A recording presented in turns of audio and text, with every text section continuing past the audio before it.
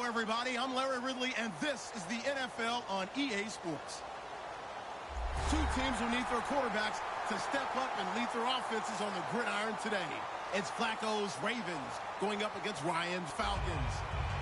The opening kick is straight ahead, so it's time to turn it over to my colleagues, Brandon Guyton and Charles Davis with the call. Gentlemen. Larry, we are just off of Centennial Olympic Park Drive at the home of the Falcons since 1992. It's the Georgia Dome here in downtown Atlanta. Coming up, we've got a good matchup on tap between the Baltimore Ravens and the Atlanta Falcons.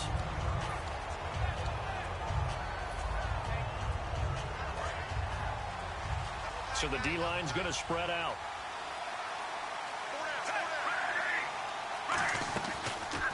Now a carry here for Terrence West.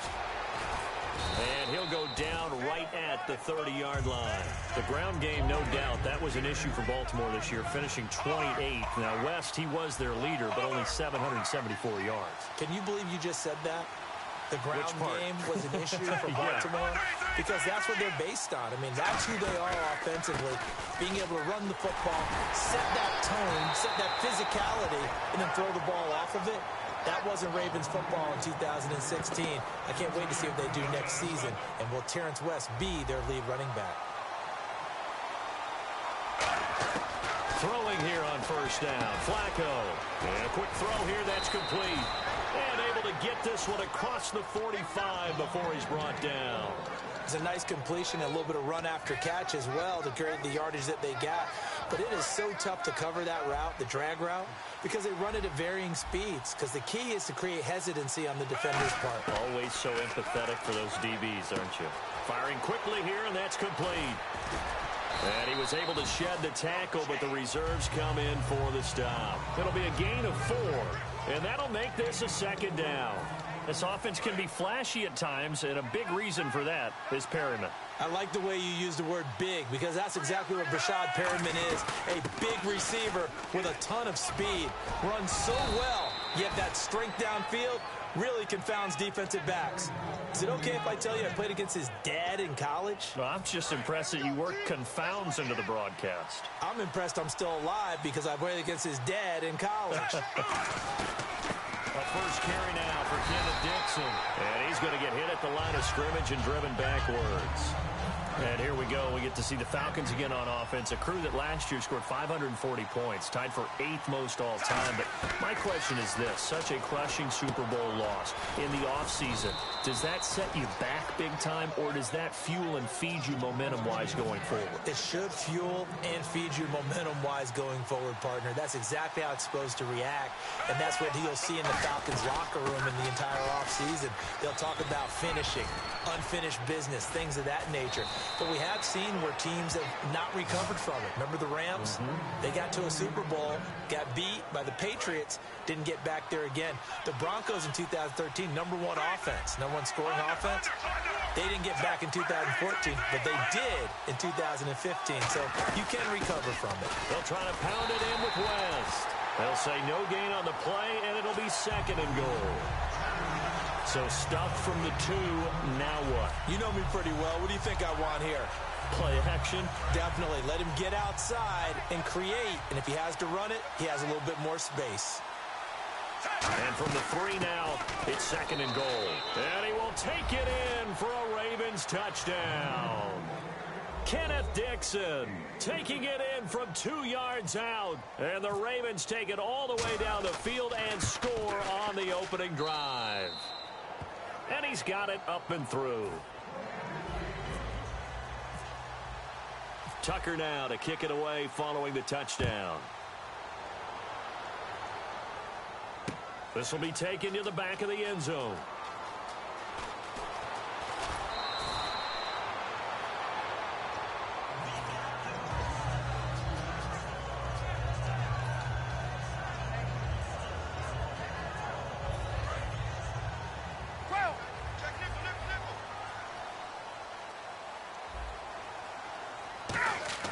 Now Ryan on first down.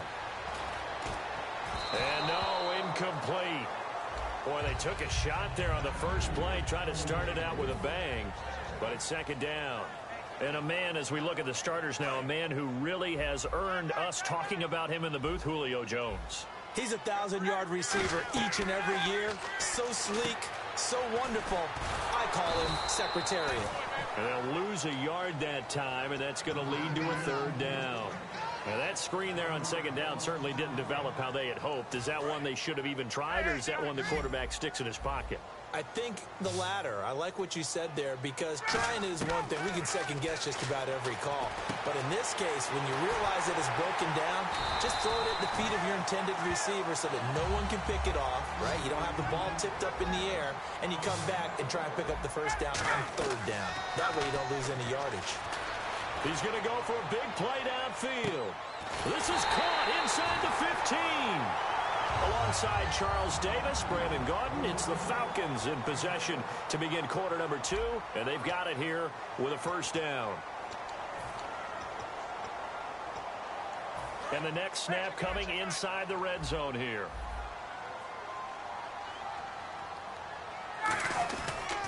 They'll run here with Freeman.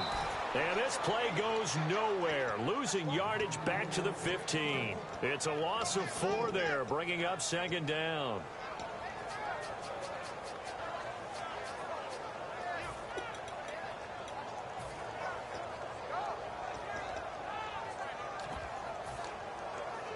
And a long way to go for the offense here on second down. Again, it'll be Freeman. And this play gets blown up. They'll lose yardage back at the 17. They'll wind up losing 3. And now it's third down. On goal-to-goal runs, when you create lost yardage plays, the only way that happens is either called pressure or what I like to call straight-ahead pursuit. A great read, and they get to the backfield and make the play. And that was a big chunk of yardage lost. This is caught. It's Sanu this time for a Falcon touchdown. Mohamed Sanu from 17 yards out. And the Falcons are an extra point away from tying the football game. To throw forward is Ryan. And this play is not going to work. He stopped short of the goal line, and this will remain a 7-6 ball game. Now after the touchdown, it's Bosher to kick it away. That's fielded in the end zone. And the decision to come out is going to cost him 5 yards with a new rule as he's taken down right at the 20-yard line. Now the Baltimore offense heading back out onto the field. And that recipe on their last drive that resulted in a touchdown looked pretty good, so they'll be hoping to do that once more. And it takes me back to when we sat with the offensive coordinator and the head coach. They felt pretty good about their game plan and thought there were some holes in the defense, and they exploited them the last time out. Let's see if they can come back and put together a similar drive. And we'll see if they can do just that. Flacco here on second down. And this one is incomplete. Kyle Juszczyk, the fullback, the intended target. And it's third down. And the offense looking to pick up the first down after the second down incompletion. A nickelback added defensively as they look to stop this 3rd and 8.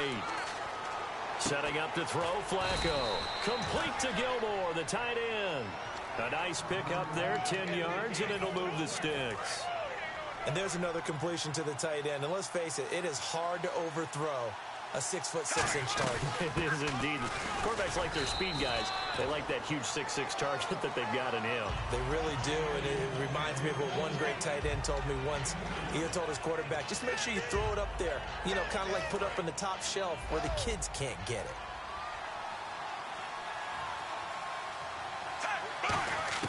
Second down, Flacco now. Looking middle, and that's complete.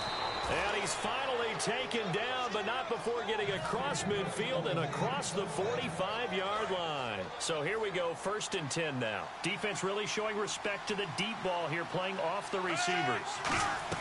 They'll run it now out of the gun. And he gets it inside the 35 and just shy of the 30. That one goes for 13 yards, and it moves the sticks. Whenever we meet with coaches and they always talk about wanting to establish running the football, It's oftentimes with a good tight end who can control the line of scrimmage and the point of attack, and they're becoming harder to find because the colleges are giving us a whole lot of receiving tight ends, former wide receivers who can run, not necessarily block very well. In this case, though, we saw two tight ends on the field, both of them with the ability to block, and he ran the ball successfully behind that power set.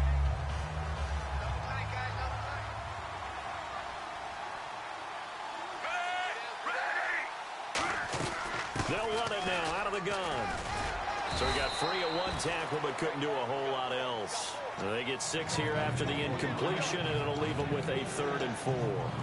Offensive linemen love creating space for their guys carrying the ball, but when that guy also breaks tackles and creates extra yardage, they almost feel like he's one of them, and they really embrace him. 3rd down, Flacco from the gun. Got a man, and he hits him in stride. How did he stay on his feet? And he is out of bounds, but not before taking this down to the 8. And now inside the red zone, the offense will operate. And now the passing game here in the second quarter starting to heat up a little bit. Don't you feel the rhythm starting to happen? And he is into the end zone for a Baltimore touchdown. Terrence West taking it in from 7 yards away. And the Ravens will add on to their lead. And there, the counter play proves successful for the touchdown. What typically makes a counter play in general successful, Charles? Well, what you're trying to do, Brandon, is to get the team moving in one direction, meaning the defense, get them going in one direction and then wall them off with your blocking and bring it back in the other direction. That way, you don't actually have to punish them with your blocking. You just position them.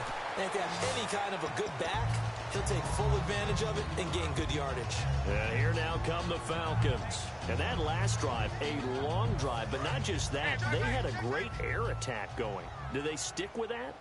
I would think that they would, because if they were confident enough to do it on the last drive, starting backed up in their own territory, why would you change anything? They've got to be confident about what they're presenting and continue to do so. Yeah, because the secondary, they really look clueless. And that was amazing because that drive went and went, no adjustments, and no big plays by the defense to knock the ball away. On 2nd down, Ryan. And Jones has it over the middle. 30. Past the 20, 10, 5, touchdown, Falcons. Julio Jones, 78 yards. And now the Falcons are within a 2-point conversion of tying up the game. Yeah, touchdown. I love it. Now it's only a 2-point game. I know it's the first half, but you got to think. Go for 2, tie it up, go into the locker room. What are you doing? Come on. You're bold. You're bold. It's real easy to be bold sitting up here rather than right? down there and making that decision. We don't have to make those decisions. Either way, little time left on the clock here in the second quarter. We'll see how this all plays out. And last year, that would have been a net gain of 5 on the return. This year, he stopped where he would have been if he had taken a knee, and that's at the 25. And now Baltimore gets set to take the field. And with time quickly fading here in the second quarter, not sure how aggressively, offensively they want to play this. I think we'll find out just how much they trust their guys in this situation. Now a clash of bodies here, and it's intercepted. A great read, and it's picked off. And his guys are going to get the football at the 23-yard line. Here comes the Atlanta offense now ready to take over here. And with time quickly fading here in the second quarter, not sure how aggressively, offensively they want to play this. I think we'll find out just how much they trust their guys in this situation if they decide to take a shot. After the interception, here's Ryan. Finding time. Sanu with a grab over the middle. And he'll be taken down, but not before he gets into enemy territory. And Brandon, I think Mohamed Sanu had a nice career while he was in Cincinnati, but he really elevated in 2016 in Atlanta. The most catches for himself in a single season. 59 of them, 4 touchdowns. Really a nice compliment to Julio Jones, and he was a nice compliment in Cincinnati. I don't want to say he's not a number 1 receiver, but he plays that number 2 slot well, doesn't he? He does, and I think it's because of his versatility. He can play in the slot. He can play out wide. They can use him as a wildcat quarterback. He has thrown passes in the NFL. In fact, going back to his days at Rutgers, I think he threw 18 passes while he was at Rutgers. So you never know what you're going to get when Mohamed Sanu has his hands on the football. Now hold everything here. We're going to get a timeout by the offense. And with halftime on the horizon, they'll be out of timeouts from here forward. Final play of the half. It's Ryan. And he's got his star receiver. It's Jones for the Falcon touchdown. Julio Jones as time expires in the first half. And the Falcons have taken the lead. They'll look to run with Freeman. But he will not get the 2 points. He stopped up short. Hey, you. Yeah, you. John. Why'd you skip Larry's halftime? I'm just kidding. I don't know who you are. But if you're John, I bet you're pretty freaked out for a second. All right, let's get to the third quarter. And with the new rule, that decision to bring it out will cost him about 5 yards as he only gets to the 20. Now the Falcons offense, they get ready to head back out here. They have the lead. Now they'll be looking for some separation here as we begin the third quarter. I like the way you term that because now I think they go a little bit deeper into their playbook. They like what they did in the first half. That worked okay. But in order to get the separation that you just talked about, change things up a little bit. Change your tendencies, try and hit them a little bit more with some things they didn't see in the first half. We'll see if they do just that. They'll throw on first down with Ryan. Looking for Jones, and it's intercepted. A great read, and it's picked off. And they have the football and will take over at the 24-yard line. Now we take a glance at the offense as they work their way back out for their first possession of the second half. And last time, one play interceptions. So this offense, they should be fresh. That's a good way of putting it. And I can't wait to see what they decide to do with play calling. Because a one-play drive where you throw an interception, a lot of people think the very next time out, run the football, don't give them a chance. Maybe play action? I think maybe you go play action, show your quarterback, you get a little confidence in him, and let him bring another one. Flacco. That's caught at the 3. Give him 9 there on the first down completion. Seeing that play and understanding just how tough it is to cover tight ends, especially the ones running around the NFL nowadays, makes me glad I didn't make it in that league. I would have had a really difficult time. But now you get to sit up here with me. Yeah, and that's fun, isn't it? And what a really nice game right there on first down for them. Brings up a nice second down for them. And were you surprised a little bit? 2nd and 1, they went quarter. And he'll get in. Touchdown, Baltimore. Joe Flacco taking it in. And the Ravens have retaken the lead. And they wasted no time right down near the goal line, and they just sneak it in. Just do what you need to do. Big guys going up front, have the field general, the leader, just fall in behind them. That's fielded in the end zone. And a pretty good return here. He'll be stopped just shy of the 25 at the 24-yard line. And the Falcons now making their way back out onto the field. They trail offense, first time to touch the ball in quarter 3, and we'll see what they can do. And I can't wait to see what they have planned because some teams script to start a half. Other teams just go, okay, these are the sequence of plays we want to run. These things worked well for us. And sometimes they throw in that big chunk play right away. Shocker. Try and get after them early and try and create a big play to give themselves some momentum. See what they have up their sleeve. Again on 2nd and 10, it's Ryan. Hits his target, it's Taylor Gabriel. And he's able to get this one up to the 45-yard line. Never make the mistake that the slot receivers, especially the little guys like we're watching here, are just quicker than fast. A lot of them combine quickness and speed, and they catch a lot of footballs, as we just saw there. He completes it to Jones.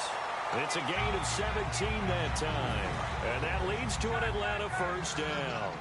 One thing I can say pretty safely, that route is not called if you don't have a guy who can throw the ball and put some mustard on it, because if you're going to lollipop it in the middle of the field, bad things usually happen. It takes a strong-arm guy who can rifle it in there, and they were able to successfully complete that one. Now, that play will end up on the highlights, and you'll see it all over the place. But what you won't see, the offensive line that bought the extra time, that allowed for the big completion downfield, those guys. And this is caught for a Falcon touchdown. Jacob Tamme, a 5-yard touchdown. And the Falcons have once again taken the lead. And he's a reliable target. He's more than that, though. Hey, look, I'm not going to say he's the best tight end in the league. And he won't be able to get the football away. He's going to be sacked. So they're unable to add on to their lead.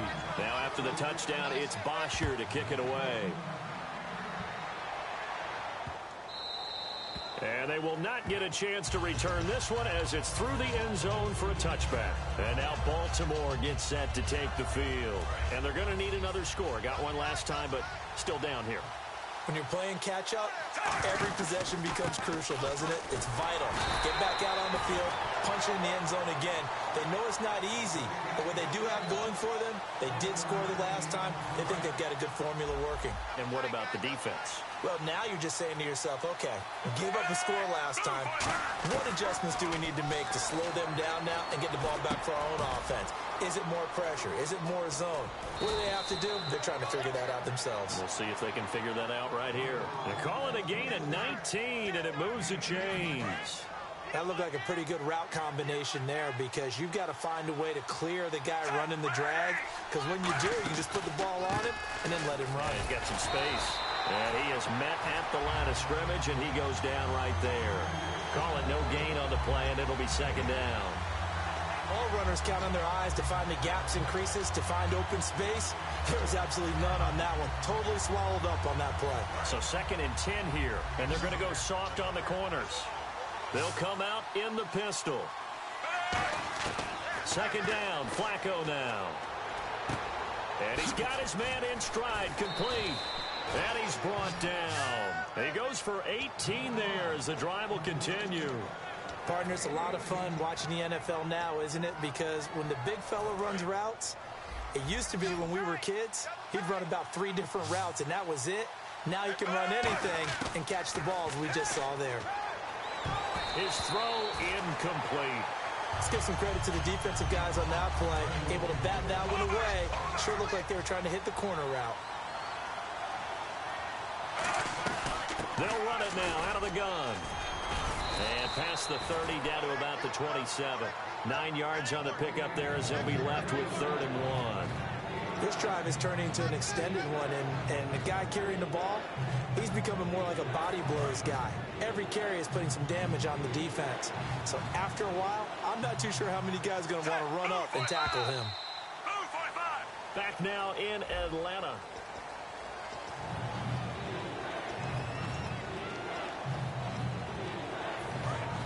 And on the outside, they're playing press coverage. And Charles, a couple extra defensive backs in here on 3rd and 1. Not expecting them to run it at all. Nowhere to turn here, and he's going to go down. Back at about the 37-yard line. The game plan for any defense is finding ways to make a quarterback uncomfortable in the pocket. When you bring pressure from all angles, you never know who's going to get home. In this case, the left cornerback, right in the face of him, puts him down. And Tucker's kick right there. It's good. And in the 4th quarter, this game is tied. I tell you, the life of a kicker. He has not been called on the entire game. He's over there by the net, but they send him out here in the 4th quarter and say, hey, go tie the game, will you? And guess what? He comes through. I just don't know how they do it. I really don't. These cats are a different breed from you and me. That's a pressure kick, but that one was never in doubt. Atlanta now coming out on the field.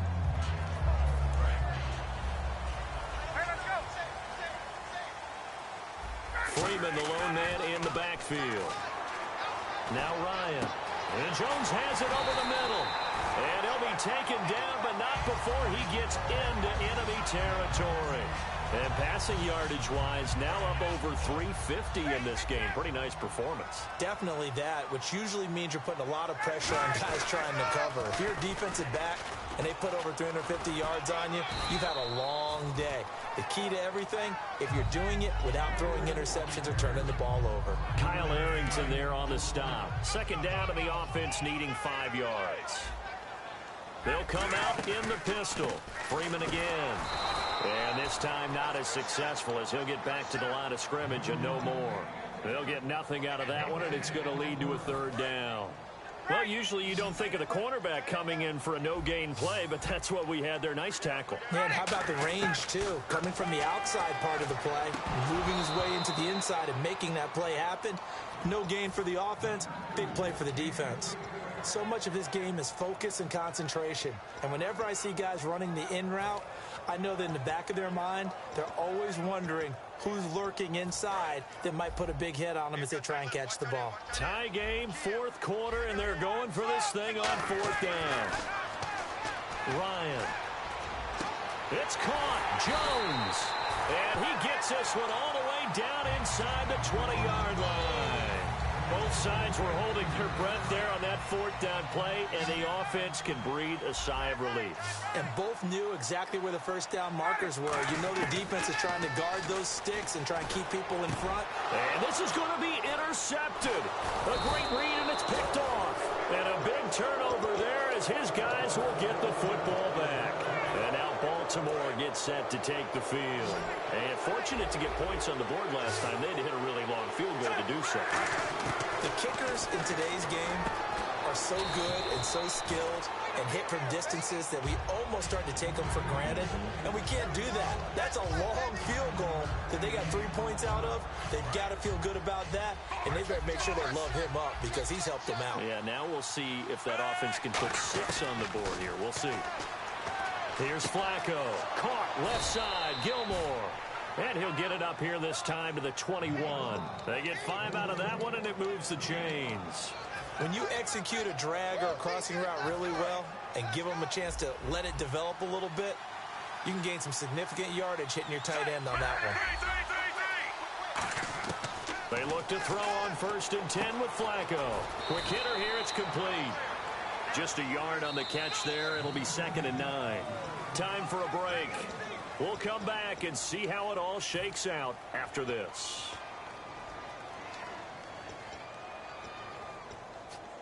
And ready now for 2nd and 9. Once more, it's Flacco. Oh, there's that man again. It's complete. And now look at this. Big gain, but a fumble. But this will get out of bounds, so possession will stay the same. Now, I have to admit, partner, that I've often thought that I don't like this rule. Where the offensive player fumbles the ball, it goes out of bounds, and they get to keep it. That's just because you're a defensive guy. That's why you don't like it. Yeah, you're right. It is a slanted view, isn't it? But this is where, for the offensive team, the sideline is their friend. Usually it's not there for him. Yeah, exactly right. I actually played for a guy in college. You know what he used to name the sideline? Sammy. Sammy sideline, and use him well. And a grab here by Gilmore. It's a pickup of 15 and a fresh set of downs. Fresh set of downs here. Simple slant route, and part of a really nice hard throw by the quarterback. Nice timing between the quarterback and the receiver. They were perfectly in sync, and he put it right on him on the inside route. And this one's going to go the wrong way. Losing yardage back at the 42. And now a timeout defensively by the Falcons.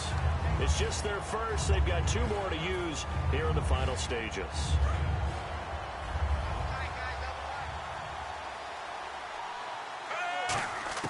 Setting to throw. Flacco. Oh, he almost had it. Already with 1 interception, just missing his 2nd there.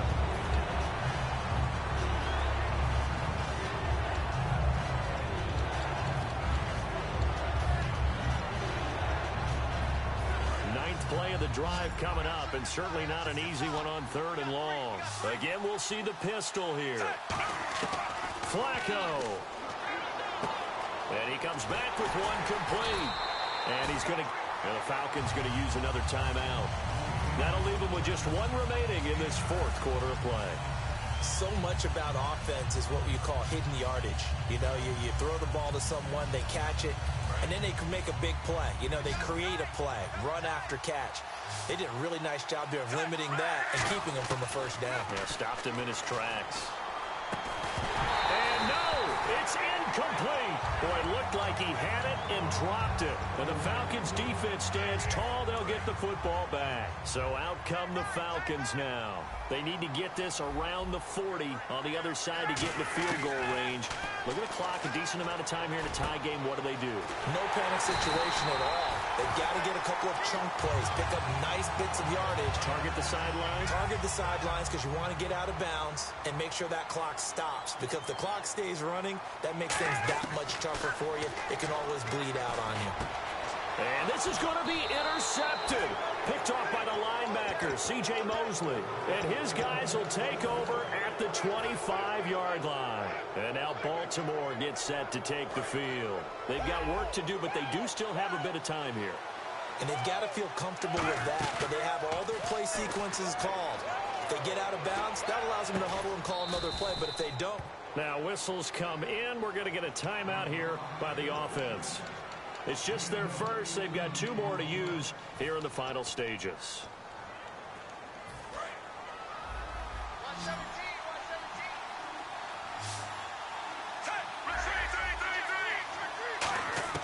Flacco to throw.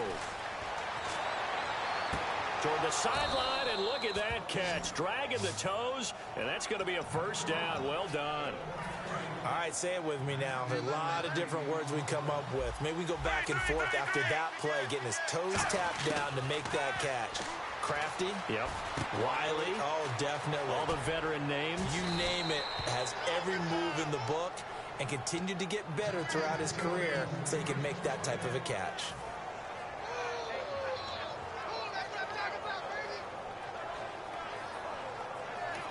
Now hold everything here. We're going to get a timeout by the offense. And as the 2 teams talk it over on their respective sidelines, we take a break. And play is stopped here. Timeout. It's the defense calling the timeout here. It'll be their 3rd and final timeout, so as they talk things over, we'll step aside.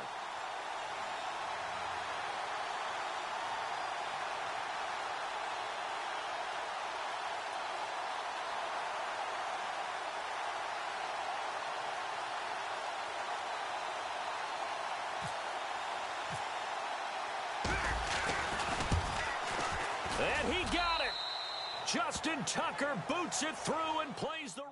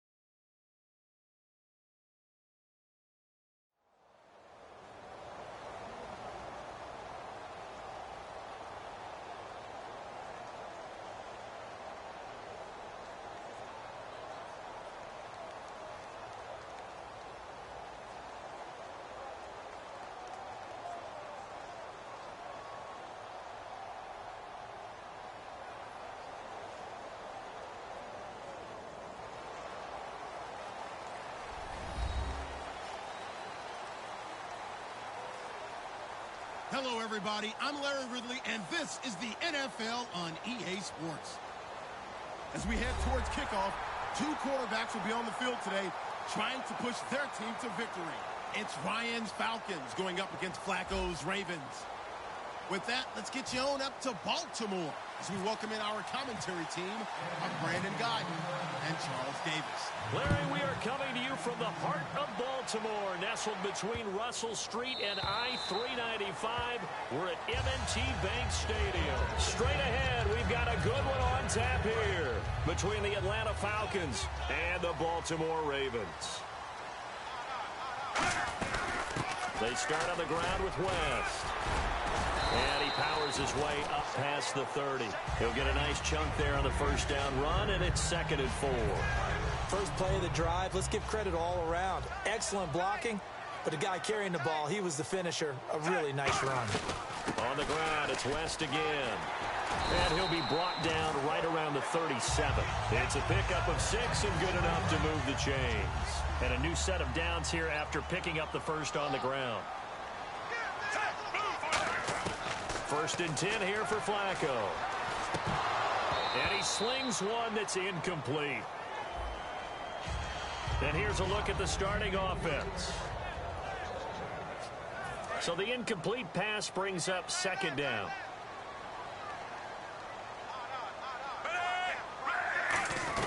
They'll run it now out of the gun. And able to get this one all the way up to about the 46-yard line.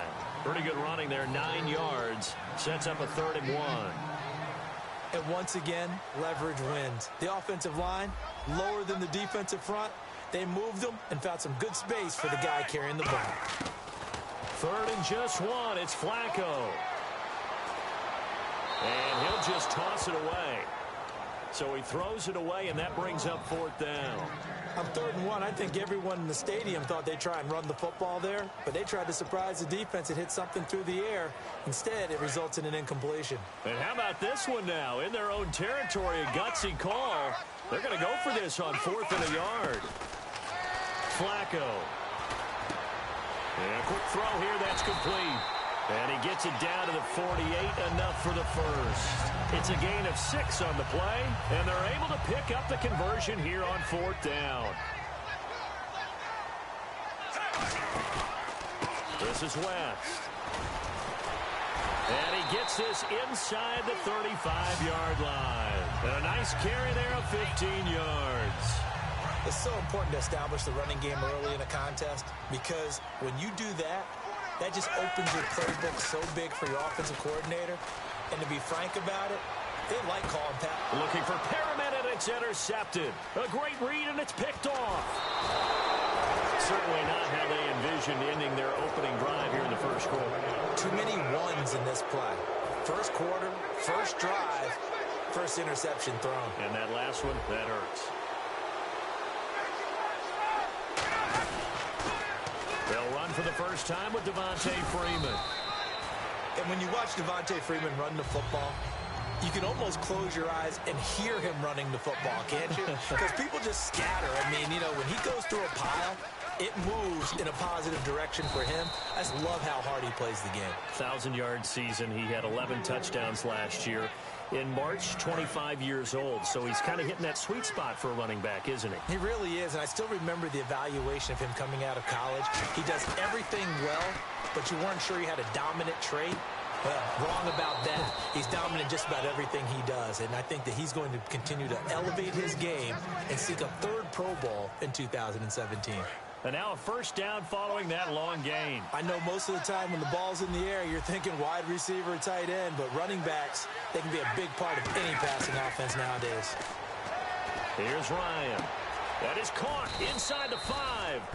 Over 1,400 yards last year for Jones. Just 6 touchdowns, but, you know, of course he had the big 300-yard game. However, when he was blanketed with coverage, he always opens things up for other guys, doesn't he? He does, and that's what's benefited Atlanta's offense. Other guys were able to step up. In 2016, Mohamed Sanu stepped up and had his best year as a pro. Austin Hooper, as a young tight end, really developed down the stretch. And Taylor Gabriel, who had come over as a free agent from Cleveland, he really flourished, actually led the team in touchdown catches. But there's only one Julio Jones, and you want to get the ball to him as much as possible. And he is not going to make it. They stop him up short, and this will remain a 6-0 ball game. Now after the touchdown, it's Bosher to kick it away. This is fielded at the goal line. And he'll take it a yard or so past the 20, call it the 21-yard line. And now Baltimore gets set to take the field. Looked like they had something going last drive. Then the interception happened. Will they recover? The memory they need to keep with them is that they did have something going. And this will be caught at the 30. And all the way in for touchdown. Brashad Perriman, 79 yards. And the Ravens can take the lead now if they hit the extra point. And correct me if I'm wrong, that was just a simple fly route, wasn't it? No, there's nothing to correct at all. You've got it down pat. And I just remember as a player, when I'd be in practice sessions and I'd hear 9 from the receivers, that meant fly route, go, look out. That was the 9, and he just kept going all the way into the end zone for the touchdown. They'll run it now out of the gun. And he'll get into the end zone as the two-point conversion is successful. Tucker now to kick it away following the touchdown. And this will be a touchback as that sails over the end line. Atlanta now coming out on the field. And they're hoping.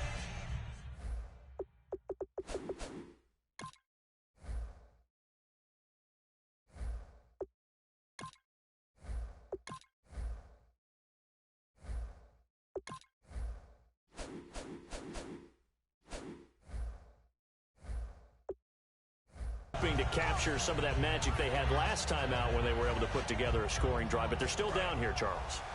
Not the major concern, though, because of what you talked about. They scored the last time out. They feel good about themselves. They feel like their game plan is now in effect. They know how to attack and what plays they want to put together. But they've got to keep it moving in the right direction because, as you did note, they are down on the scoreboard. Here's the offense, and we talk about the tight end, Jacob Tamme. A lot of people thought of him as simply a safety valve receiver. He can be a primary receiver. Jacob Tamme shows better athleticism than what people expect. On second down, Freeman. And he'll wind up with about 6, up past the 30 to the 31. Frustrating for a defense, energizing for an offense. Finding a way to create that type of yardage in your running game, that'll make the guys carrying the ball very, very happy. They come out 5 wide, 3 of them to the right side. Ryan. Oh, the ball comes out on the hit, but they'll say it's incomplete. The Pro Bowl wideout Julio Jones is intended receiver, and it's 4th down. Not too many things get to a quarterback of this magnitude, but I think it's safe to say that pressure can get to any quarterback. Now, he's obviously a great franchise quarterback, but felt the pressure, threw it incomplete. And he's got Sanu. And he's got a first down as he's up to the 48. It's a pickup of 17 there. And on 4th down, they're able to convert and move the sticks. They come up in an empty set. 4 wide receivers, 1 tight end. He's going to sling this deep downfield. That's going to be knocked away and incomplete. Alongside Charles Davis, Brandon Gaudin, it's the Falcons in possession to begin quarter number 2. They've got it 2nd and 10 to start things out.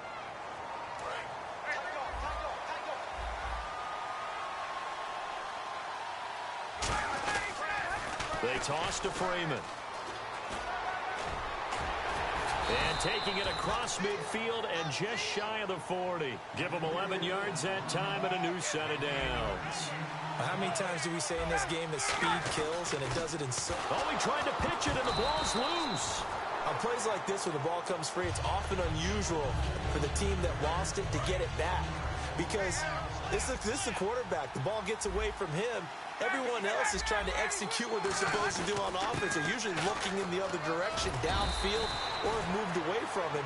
In this case, though, a teammate is able to come up with the ball. The 8th play of the drive coming up. It's 3rd and 3. Ryan now to throw on 3rd down. Getting it out left side to Sanu. It's a gain of 3, and it gets him the first.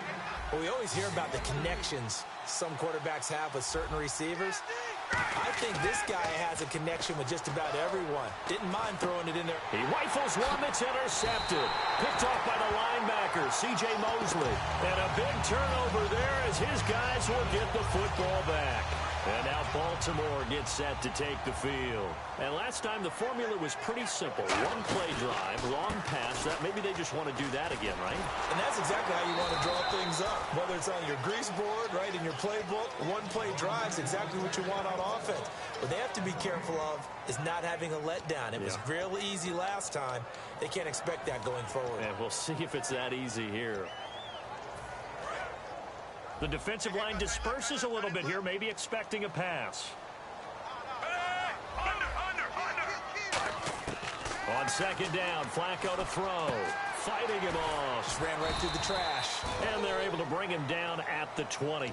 And Steve Smith still making catches on Madden, but his career is over, finishing it with over 1,000 grabs, over 14,000 yards, and 81 touchdowns.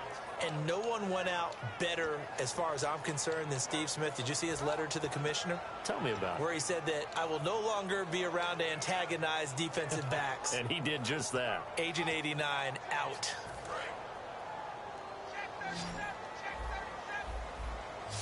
They'll come out in the pistol.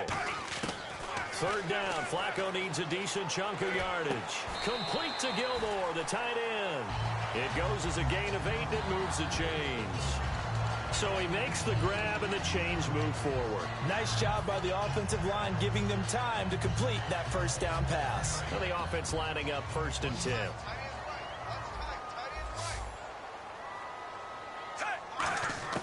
First and 10, and Flacco looking to throw. Firing quickly here, and that's complete. No gain there on the completion. 2nd and 10. The defense loves to hang their hat on that, don't they? You get a guy that catches the ball, but you stop him for no gain. Without a doubt, because they're also used to trying to catch people after the catch, and they miss. And that turns into what? A huge play. We've seen it so many times. In this case, though, catch was made, put down right on the spot. And he'll be taken down, but not before he gets into enemy territory. A good pickup there at 22. So in the second quarter, he's already up over 100 yards receiving now. And isn't 100 the magic number for a really good game for a receiver? So he got a chance to really shatter that and have a profound effect on this game. And he'll toss this one incomplete. Seeing no options, he throws it away. It's a tried-and-true formula, and I don't think it'll change for as long as we play football. If someone's trying to throw the ball and you can put pressure on them and make it tough, that's only going to help your defense. Yeah, he's since being hurried. He got rid of it before taking the hit, but incomplete. Here's play number 7 on the drive. This is 3rd and 7. Third down, Flacco from the gun. And that is incomplete. Mike Wallace, the intended receiver. And it's 4th down. The goal of anyone running a curl route is to make sure you try and get defenders on your back and shield them away from the football. But sometimes, even when you run a good route, the defense finds a way to knock it away. They're going to try it. Here's Flacco. This time for Smith, and it's intercepted. It's Desmond Trufant. And the return this time will go out to the 42-yard line. Here comes the Falcon offense now as they get set to take over here. And in enemy territory last time through the interception. We'll see what they do on this drive. Can't wait to see how it alters what they decide to do. And this is caught at the 20. Touchdown, Falcons. Julio Jones, 57 yards. And the Falcons have retaken the lead.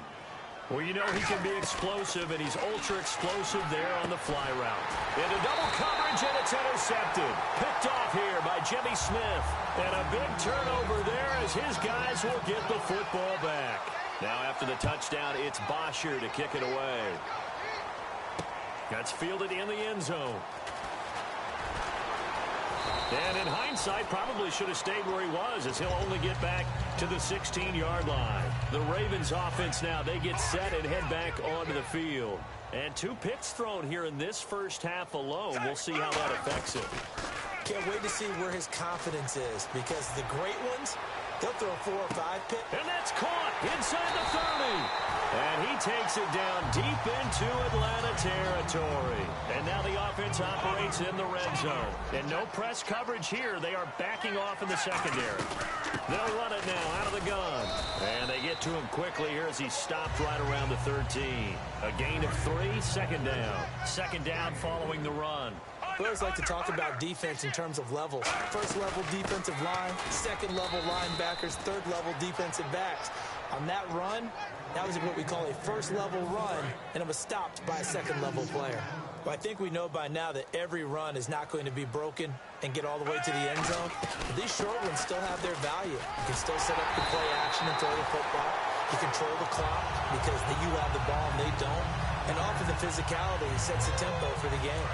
So they pick up the first down after the run, and now they approach for the fresh set. Shift together here from the D-line. Now that was a gutsy call. In today's NFL, that is a passing down, but they broke tendency, and in a big way, and they were rewarded with a big run. Now they're set up with 1st and goal.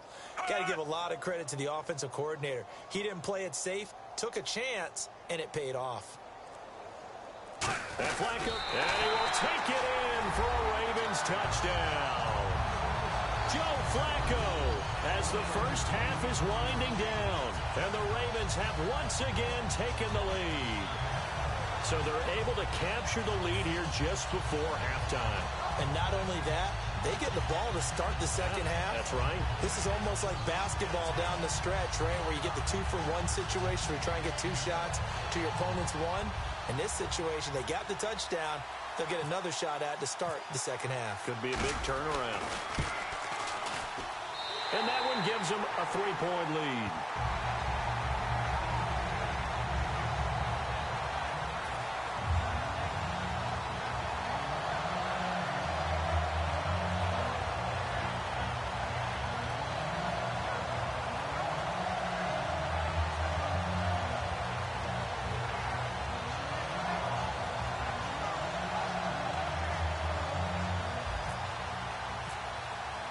Tucker now to kick it away following the touchdown.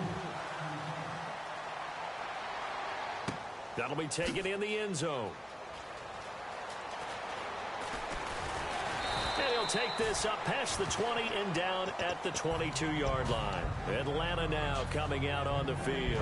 And with time quickly fading here in the second quarter, not sure how aggressively, offensively they want to play this. I think we'll find out just how much they trust their guys in this situation. He's got a man complete. And out of bounds on the other side of midfield across the 45. There will always be a place for methodically marching the ball downfield. But when you can pick it up in big chunks and strike like that, have explosive plays, that's often the difference in winning and losing. Those types of plays that can knock a defense off balance, that'll drive a team towards a victory. A big completion there, and he gets out of bounds to stop the clock. Very heady football. That allows them the opportunity to go ahead and line up and kick one right before the half ends.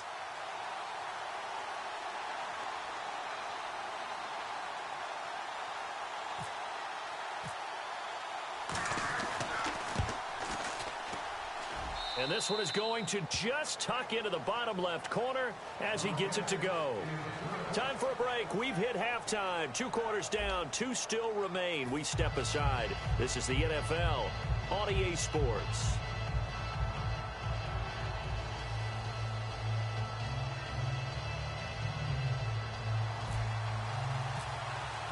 Both teams appear ready for the fight ahead, and we resume action here in quarter number 3. This is taken about 7 yards deep. A little 360. And he'll get it up past the 20 to the 22-yard line. Now the Falcons offense gets ready to head back onto the field. First half showed us some pretty good offense. Tie game, we'll see what the second half brings. And it'll be interesting because I think both sides feel pretty good about what their offenses are doing. Got to wonder what adjustments are being made defensively to try and get a spark and maybe slow down the other side. But here, do you change up anything on this opening drive? Not offensively, you don't. You got everything going your way. You're probably prepared for maybe some change-ups you might expect, but overall, you like what your game plan's showing you. So much of the game today, we're looking for hybrid players, guys who can do a combination of jobs. And anyone who plays a strong safety position, now more than ever, is a hybrid-type player. Half defensive back that covers passes and half linebacker that makes tackles. We just saw the linebacker make that play. And how about the call here? They need 2 yards in their own territory on 4th down, and they're going to go for it. Here we go on 4th down with Ryan. It's caught. Jones. 17 yards on the pickup. And they're able to pick up the conversion here on 4th down. And they're going to hurry back to the line now. To throw is Ryan. Hits his target. It's Taylor Gabriel.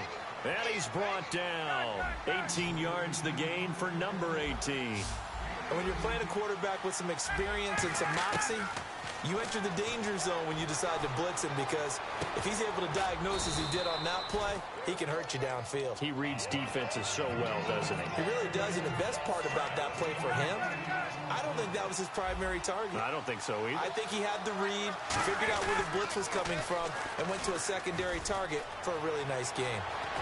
And brought down, but not before they get it inside the 10 to the 7. A good pickup there of 20 yards. We can talk about bend but don't break all we want, but the defense now, we're going to find out just how flexible and pliable they really are. Can they bounce back after that type of a run, that type of momentum against them, and find a way to slow down this offense? Well, the spotlight hit him once already tonight as he got into the end zone. He was trying to make it a double spotlight, wasn't he? But credit the defense, bottling him up, not letting him get in for the second score there. And now a 10th carry for Freeman. It's a loss of 7. And now it's 3rd down. And that's a play they're going to be proud of on defense, because any second and short situation, you anticipate the run. Now whistles come in. We're going to get a timeout here by the offense. It's just their first, so 2 remaining as they burn one here in this 3rd quarter. So they're coming up here on the 9th play of the drive, and it's 3rd and goal. Ryan. This is caught. It's Sanu this time for a Falcon touchdown. Mohamed Sanu, a 9-yard touchdown grab. And the Falcons have broken our tie. Now the pitch to Freeman. And he'll get into the end zone. That gives his guys an 8-point lead. Now after the touchdown, it's Bosher to kick it away. This is fielded a couple yards deep.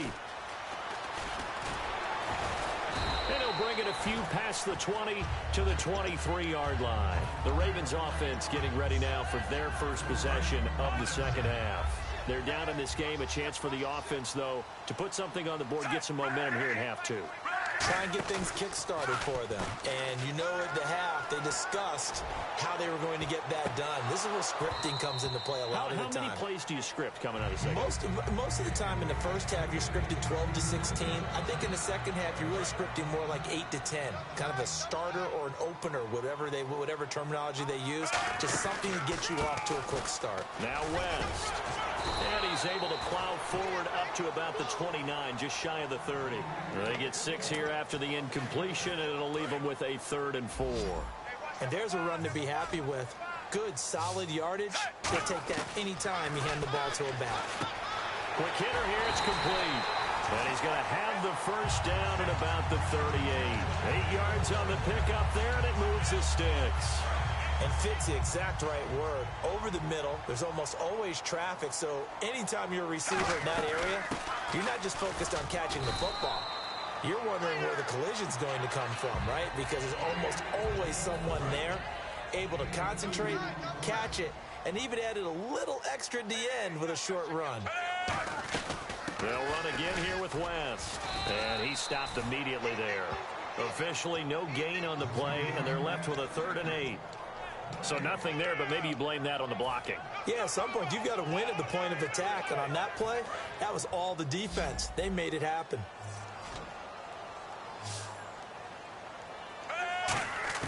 Flacco from the gun.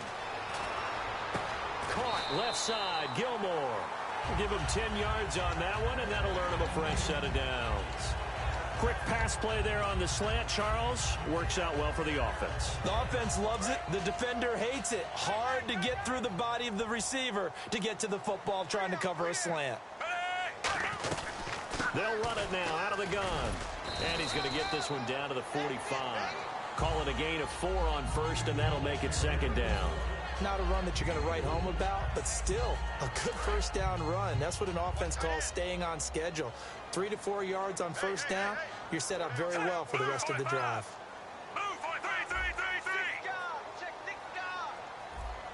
Under. Flacco here on 2nd down. He's going to air one out. And they went for a big play through the air on 2nd down. Couldn't connect. Now it's 3rd. Well, the obvious goal is to try and score a touchdown, but at the least, adding to a pretty big yardage total for his intended receiver there, huh? Yeah, well, when you got a guy over 150 yards, keep chucking it deep to him, I guess. Yeah, no doubt about it. You can get it to him short, and he can make plays that way, but I like what you just said. Throw it to him deep and get it in a big chunk.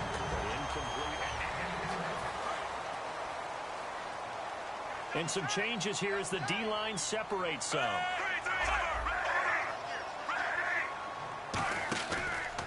They'll run it with West. And he's going to be hemmed in and brought down right at the line of scrimmage. Officially no gain on the play, and it's second down. Nice job there defensively to clamp down because really they've been on their heels this drive. Agreed, and they really needed that one for confidence, just to feel a little bit better. But I don't know if I would be daunted by them stopping me on one run. This drive has gone pretty well. I could come right back at them. And a really long drive here, and it goes on and on. On second down, Flacco to throw. Throwing middle, and it's complete. And he's going to get this down near the 20-yard line. And give him 13 yards there on the play and a fresh set of downs.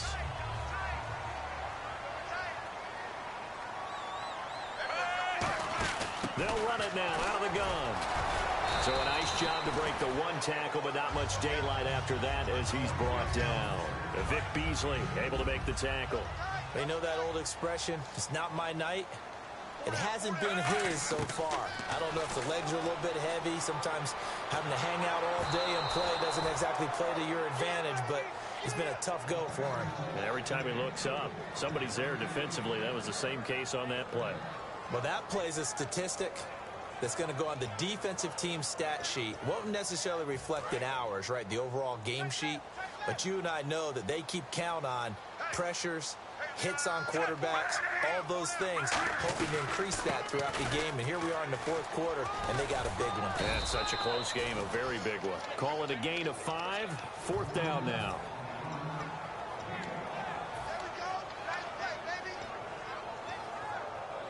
One score down, here we go. They're going to go for it here on fourth down. Here we go, fourth down, fourth quarter, Flacco. The Ravens go for it, but come up empty. And the Falcons' defense stands tall. They'll get the football back. And here now come the Falcons. And they were able to punch it in the end zone last time. They'll be looking to do that again here for the defense. Obviously, they'll be looking to stop them from punching it back in the end zone. It always is punch-counter-punch, isn't it? And which team has the advantage? Well, let's just go back. Last time on offense, they rolled downfield, got into a good rhythm. You can see a little more bounce in and out of the... And now the Raven defense going to call a timeout. It's just their first. They'll be down to 2 remaining as we step aside here in the fourth quarter.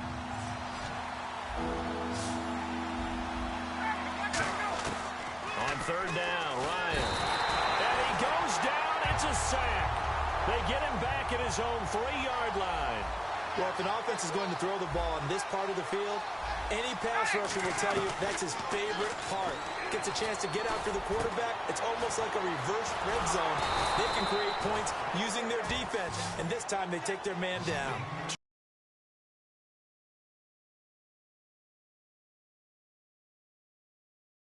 Yards on the pickup there. And on fourth and long, somehow they're able to keep the drive going.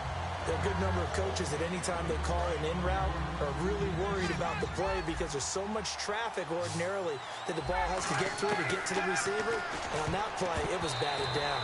Throwing over the middle, but it's incomplete. He was looking for his tight end, Jacob Tammy, there. And it's third down. I wouldn't be shocked at all right now because a look of surprise on the big fella's face because he had the route that he wanted, running the corner. And usually he's able to use his body and catch the football, but a really nice play by the defenders, able to knock it away. Now Ryan, it's caught. Jones, he's at the 30, the 20, 10, 5, touchdown, Falcons.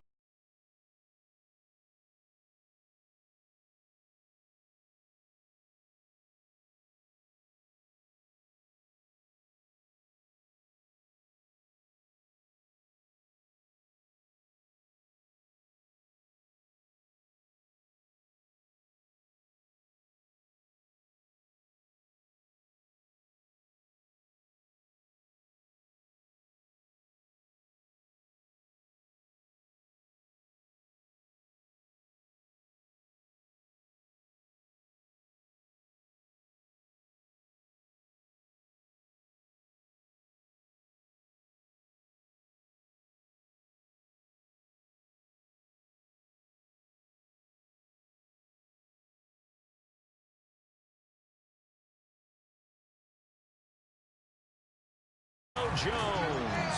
His second touchdown of the night. And the Falcons will add on to their lead. Now after the touchdown, it's Bosher to kick it away. And now Baltimore gets set to take the field. And last time out, went for it on fourth down, turned it over, gave them great field position, turned it to 6 points, so they've got to recover here, Charles. It's amazing what one decision can do in the chain of events, right? The decision to go for it on fourth down. Caused all of that. It caused every bit of it, but it showed confidence. Hey, I've got confidence in you guys. Go pick it up for them. Didn't happen. Also showed confidence in the defense. They didn't pick up their end of the bargain, so now they've got to come back out and start over and rebuild that confidence. Now a play fake here on first down. He's going to let this one go deep. And it drops down incomplete. Thought he might have had it. Instead, second down. And when all else fails as a defender, when you're not there in the coverage, your best friend is exactly what we saw there. A big play shot taken by the offense. Unfortunately, it ended in a big drop. So they're still at the original line of scrimmage here. Second down and 10. Bootleg, Flacco. They'll roll him out right. And that's complete to Gilmore. And he's taken down, but not before getting this across midfield and just shy of the 40. So the defense blitzed. A nice job picking that up, completing the pass. And how in sync was the quarterback in his center on that play? They saw the blitz, made the appropriate calls, got the line engaged because now they know there are going to be extra guys coming at the quarterback, so they got their assignments down pat and kept them away from him, and he's able to step up in the pocket and fire one now for a really good strike. And he fires one incomplete.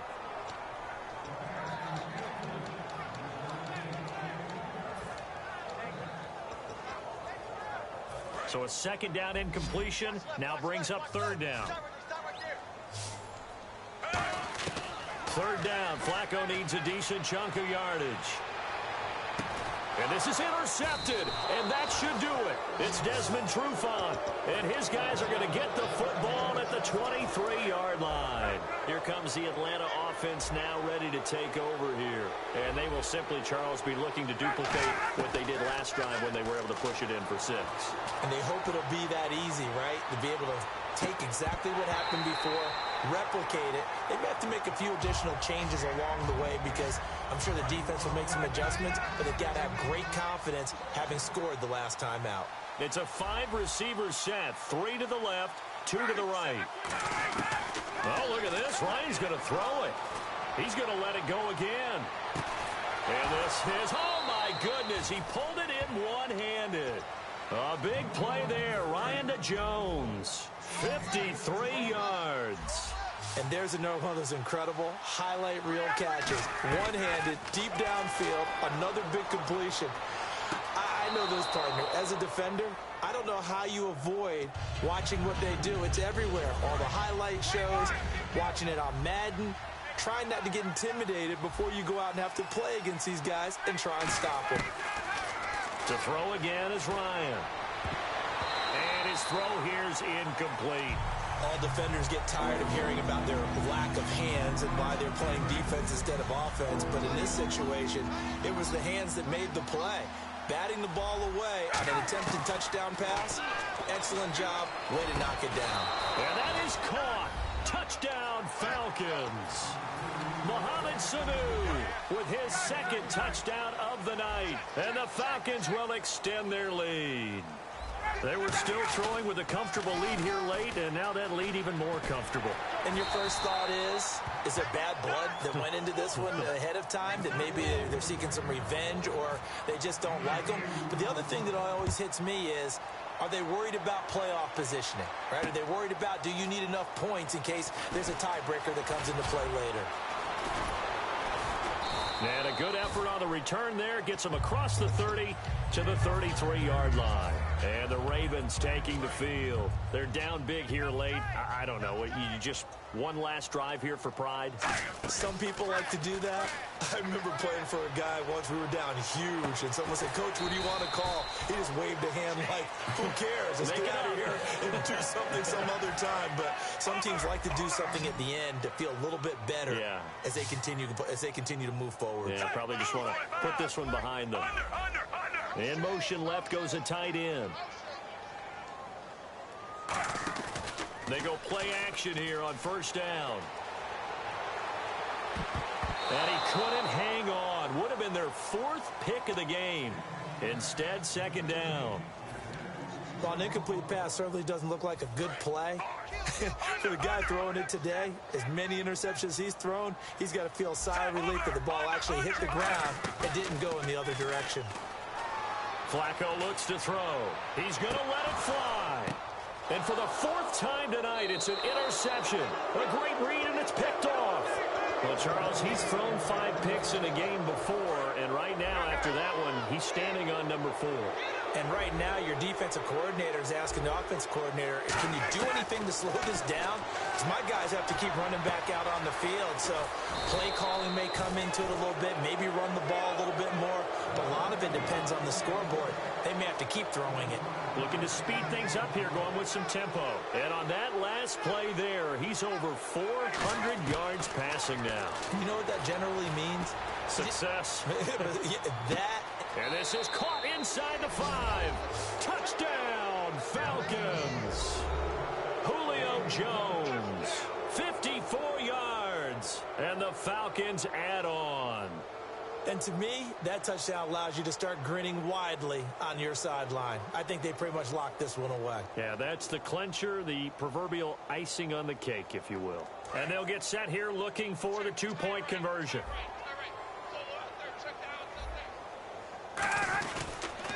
Now a toss right, Freeman.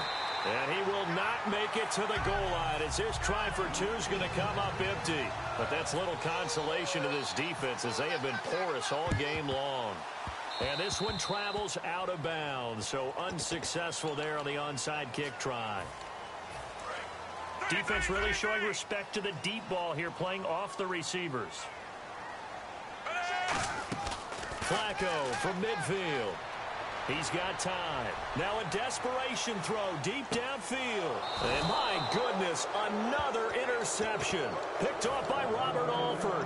Atlanta now coming out on the field. They have the dream scenario you hope for coming into the game. Just one kneel here, and this game should be over. And it's always the final play of preparation each week.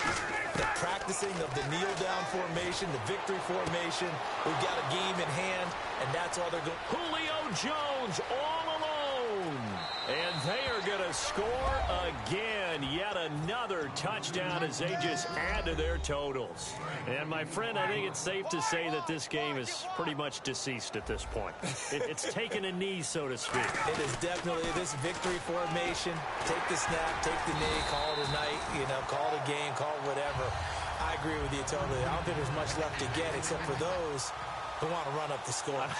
I knew this was over about a minute ago when you took your stat sheet and just flipped it over your shoulder in the trash can. Yeah, that's similar to the guys cutting tape off right before the game's over. We know this thing's done. And now Baltimore gets set to take the field. They are just obviously getting shellacked here in this one, Charles. What's the message if you're a coach for this final drive in a lopsided game like this? For a lot of coaches, be honest. Don't forget today. Don't forget what has happened out here. Yeah, use that as ammo going forward. Exactly. Take a great look at that scoreboard. Realize how poorly everything went for us today. Coaching, playing, the whole deal. And never forget it because you're not going to want that feeling again. No, you don't want that feeling again. And who knows? You may meet up with this team again.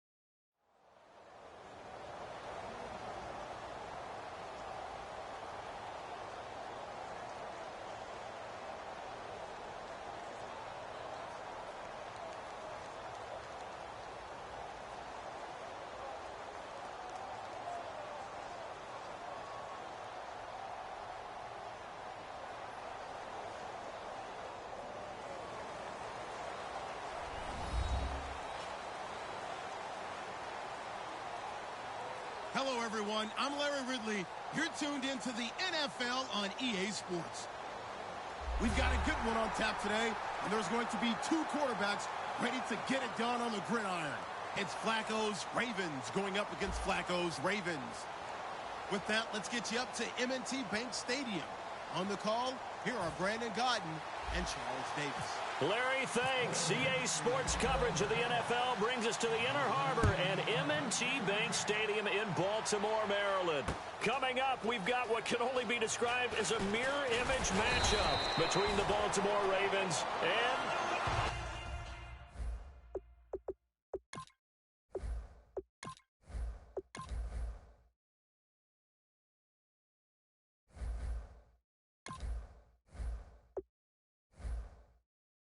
themselves.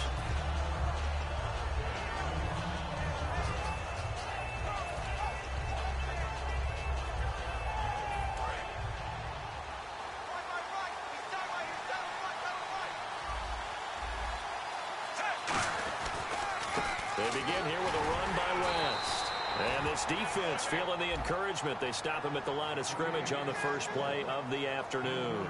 In this offense, they look towards Steve Smith a lot. It's a good idea because if you don't, you're going to hear about it. No one plays the wide receiver position angrier or better than Steve Smith Sr.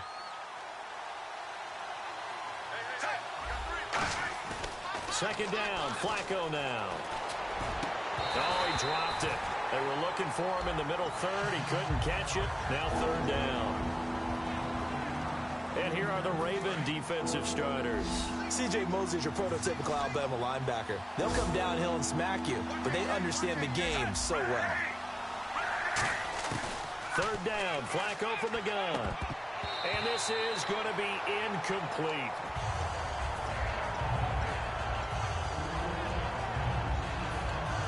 Now the longtime Raven punter, Sam Cook, on to punt it away. Back deep for Baltimore, Ladarius Webb. Oh, it's a wobbler here. Taking on the midfield logo. Officially, that'll be marked down as just a 20.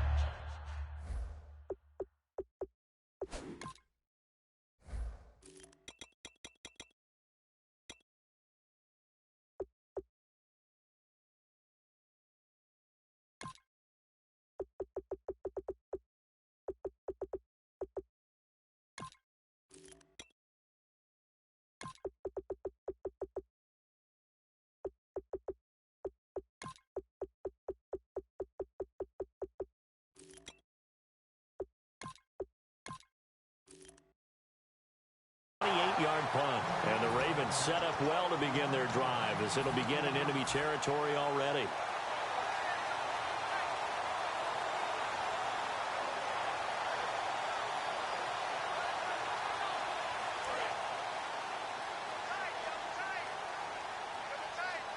They'll come out in the pistol.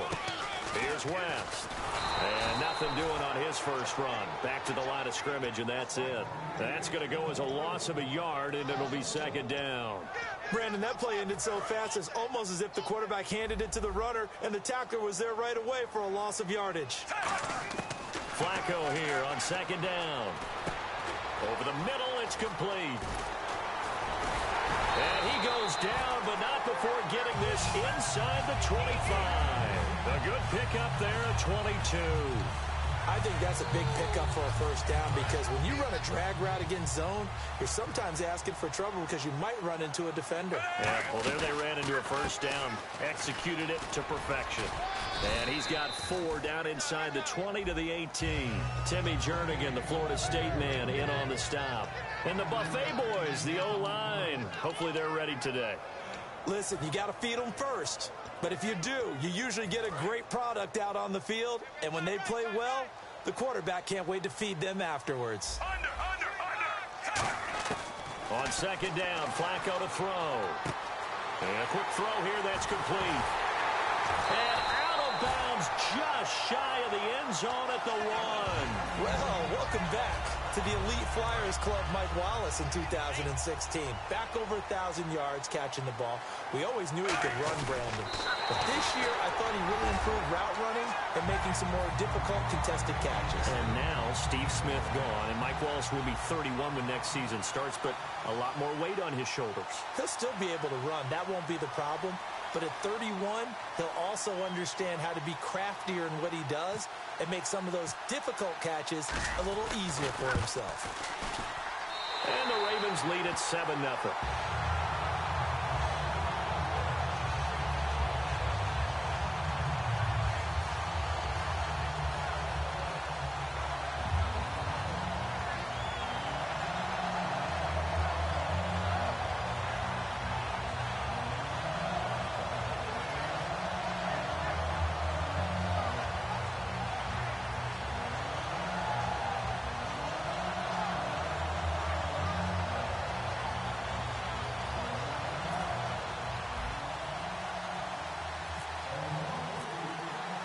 Tucker now to kick it away following the touchdown.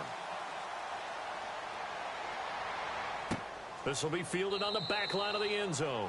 And no run back here. This will be a touchback, and it comes out to the 25-yard line. And now Baltimore gets set to take the field. And the last drive, their first drive, 3 and out. What changes here, if anything? I think it's making sure the guys that you trust the most with the ball, the biggest playmakers you have, that they touch it on this possession to try and get things moving. So get it to the horses. Without a doubt. They're the ones that typically end up in the end zone.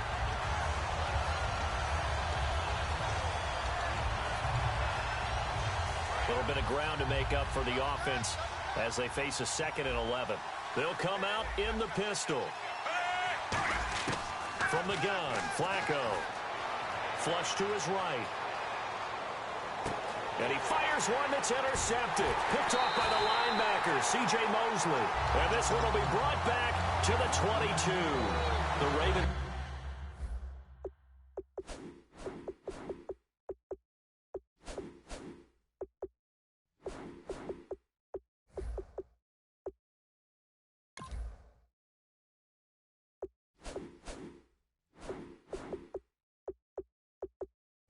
Offense now, they get ready to head back on the field.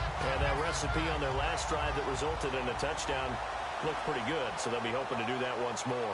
And it takes me back to when we sat with the offensive coordinator and the head coach. They felt pretty good about their game plan and thought there were some holes in the defense, and they exploited them the last time out. Let's see if they can come back and put together a similar drive. And we'll see if they can do just that. 3 yards on the pickup there, and it'll be 2nd down. The starters now defensively for Baltimore. Jimmy Smith looks like the corners that you want coming into the league now. Long, ability to play the football in the air, terrific cover guy. Under, set, move, Operating out of the gun, Flacco escaping the pressure right. And this is incomplete.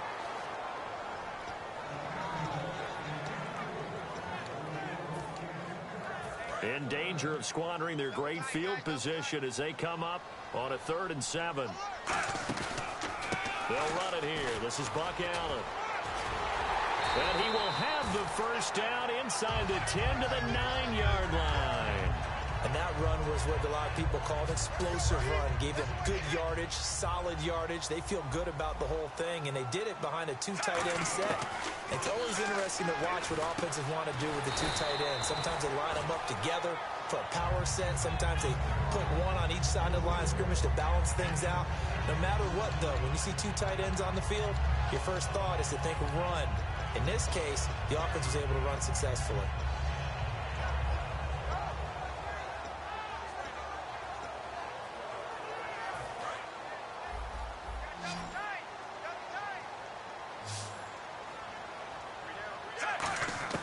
Flacco from the gun. And he just chucked that one out of bounds, out of everyone's reach. Maybe a wise call not to take a sack in this part of the field that brings up 3rd down. From the 2-yard line yet again. Let's see what they can do on 3rd and goal. They'll run it now out of the gun. And he gets halfway there down to the 1-yard line. Only a yard that time, so now a decision to be made here on 4th and goal. This is where it gets fun because this is a big decision coming up. Listen to the crowd. You can tell they've already made their decision. You know they want them to go for it. But the big decision does rest with the head coach. What will he decide to do? And now Baltimore gets set to take the field. And following the interception, we'll see what they can put together on this drive. I can hear my old college coach right now. He always used to tell us before every game, the team fighting to get back to the goal line. I don't think he got there. He did not get back there. It's a safety. So this is where a defense can really pin back its ears, bring it all, sell out to stop the run. This time, it'll earn them 2 points. They definitely guessed right here. A run blitz all the way, and that's a bad feeling for a running back when he knows he's got to at least get it over the goal line. But all he sees are opposing jerseys. Taken right around the 44. Rashad Perriman off to the races. And all the way in for a Ravens touchdown. Rashad Perriman, 56 yards. And the Ravens will extend their lead. I know a lot of special teams coaches, they just want to keep it away from him because that's what he can do.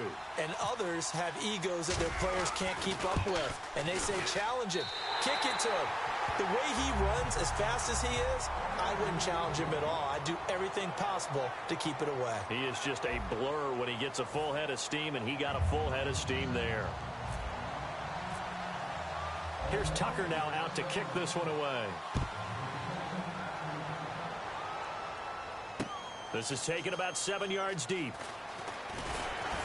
And the decision to bring it out is going to cost him about 7 yards all told as he's taken down back shy of the 20.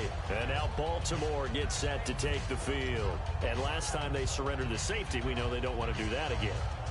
That is just one of those oddities in scoring that we get. And it's just so strange to see that go up on the board. And then you got to make sure that that doesn't happen to your team again. They've got to take care of the ball. But, boy, it juices up the defense. Oh, without a doubt. That's a great way to score some points.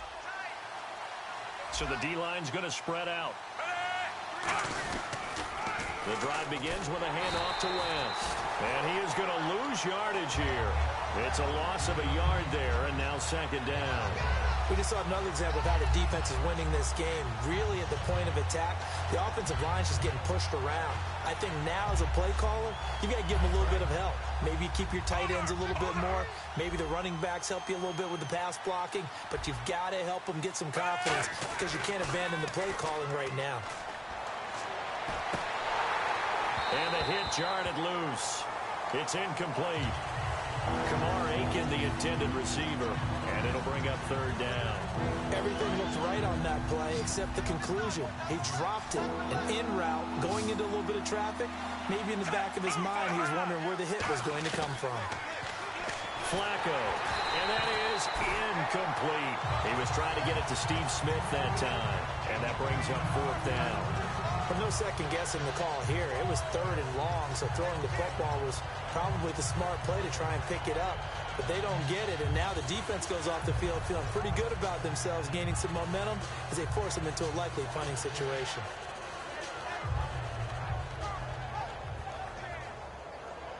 Now let's see how the offense still out there. They elect to go on 4th and 11. Rolling the dice on 4th, Flacco.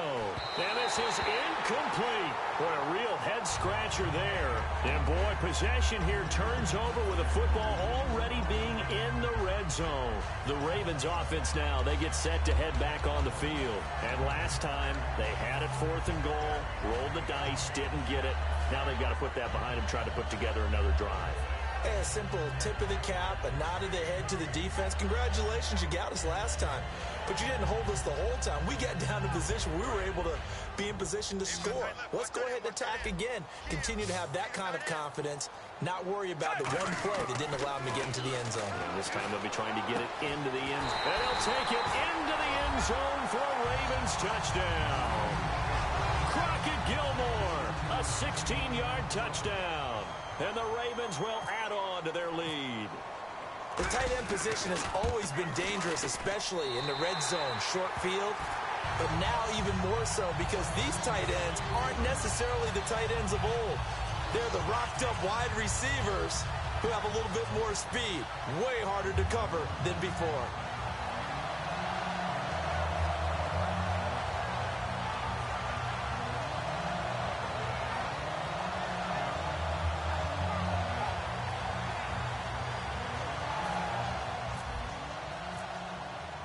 Tucker now to kick it away following the touchdown. This is taken about 7 yards deep. And the decision to bring it out is going to cost him about 7 yards all told as he's taken down back shy of the 20. Here comes the Raven offense now ready for another possession. And last time this unit was out here, costly turnover, and then that turned into 6 points. They've got to make amends. And how many times have we sat in meetings with coaches and they use the term complementary football? Offense take care of the defense, defense take care of the offense. That didn't happen on the last possession. This is a chance for them to pick themselves back up and help their team. Yeah, we'll see if they can recoup and recover. Flushed out right. But it's caught on the right side at Smith. And able to get this one across the 45 before he's brought down. Looked like the defense put pretty good pressure on him, but he's able to flush out to his right to try and evade people. On the run, had to get on his horse. Still accurately throws a nice pass for a first down. And no escaping this time as he'll go down. They got him for a sack. Elvis Dumerville coming in from his outside linebacker spot. He buries him for a loss of 10 or 11. Again, we'll see the pistol here. Now Flacco. Rush coming, and he's taken down. They bring a man off the corner that time, and he gets home for a loss of 6. Well, this is what happens when you get behind the chains, as people like to say. When you have obvious passing situations, hard to vary it up and fool a defense. And you hate those situations if you're an O-lineman, right? Oh, without a doubt, because you just know they're coming, and you never know exactly how. They can be exotic in their blitzes, or their athletic ability just takes over. 3rd and long for Joe Flacco. He's going to launch this thing way downfield.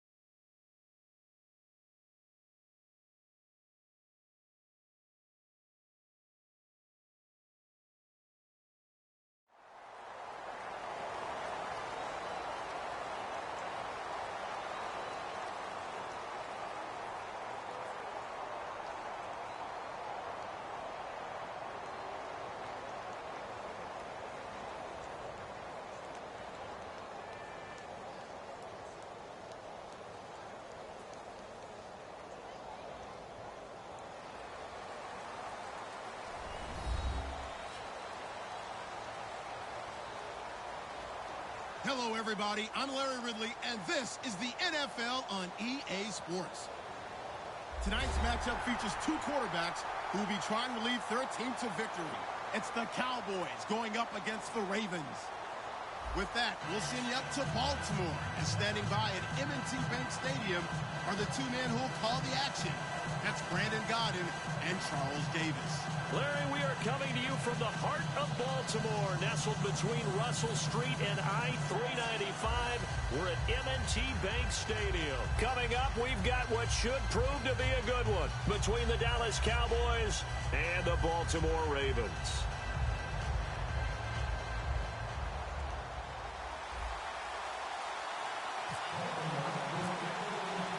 Justin Tucker set to boom this one away. And off we go from M&T Bank Stadium. And this will not be returnable. It's out of the back of the end zone for a touchback.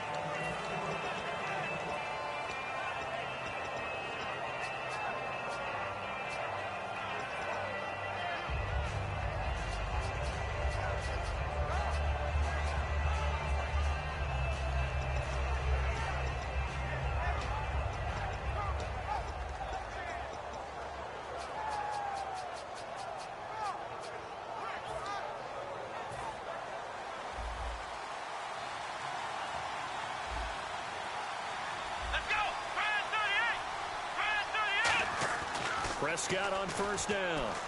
He finds his target, Terrence Williams. 12 yards on the pickup, and it'll be first down, Cowboys. That was a nicely run slant route, and what the receiver's trying to do is make the defender think he's going upfield for a deeper route, and then breaks it off, usually after about 3 to 4 steps, and cuts towards the middle of the field. And now what he's trying to do is use his body to keep the defender away from the football and give the quarterback a really nice target. And if this offense is going to flow today, certainly the running back will be a key piece. Without a doubt, because they ask their runner to not just do that, but to block, to catch, to help set a tone for their offense. They'll lose a yard, and it brings up third. There's so many things that go into playing the position of linebacker. Some of them are actually subtle. Doing the drill work that you do all the time in practice and carrying it over to the game. Get rid of blockers and get to the ball. Looking for his tight end, Witten, and it's intercepted. A great read, and it's picked off. And a great return as they're finally able to take him down. They told us repeatedly earlier in the week in our meetings, we need some plays from our defense here on the road early. They got one. And don't think they were above all week long pointing out to their defense that the other defense is rated higher than them. You going to let that happen, guys? Is that how we're going to play? And they responded to the challenge. Red zone opportunity. And the D-line pinching together must be expecting the run. On this, and he'll get in. Touchdown, Baltimore. Joe Flacco taking it in. And the Ravens have taken the early lead. Instead of having to play follow the leader there, the leader led. I like that. And he likes that, doesn't he? First and goal, let me do the job. Because you know when he falls into the end zone after falling behind those big guys who pushed up front, that's a pretty good celebration, isn't it? Gives him a little street cred in the locker room, too, doesn't it? Street cred, and then when they go out to dinner afterwards, he's still picking up the check. And the Ravens lead at 7-0.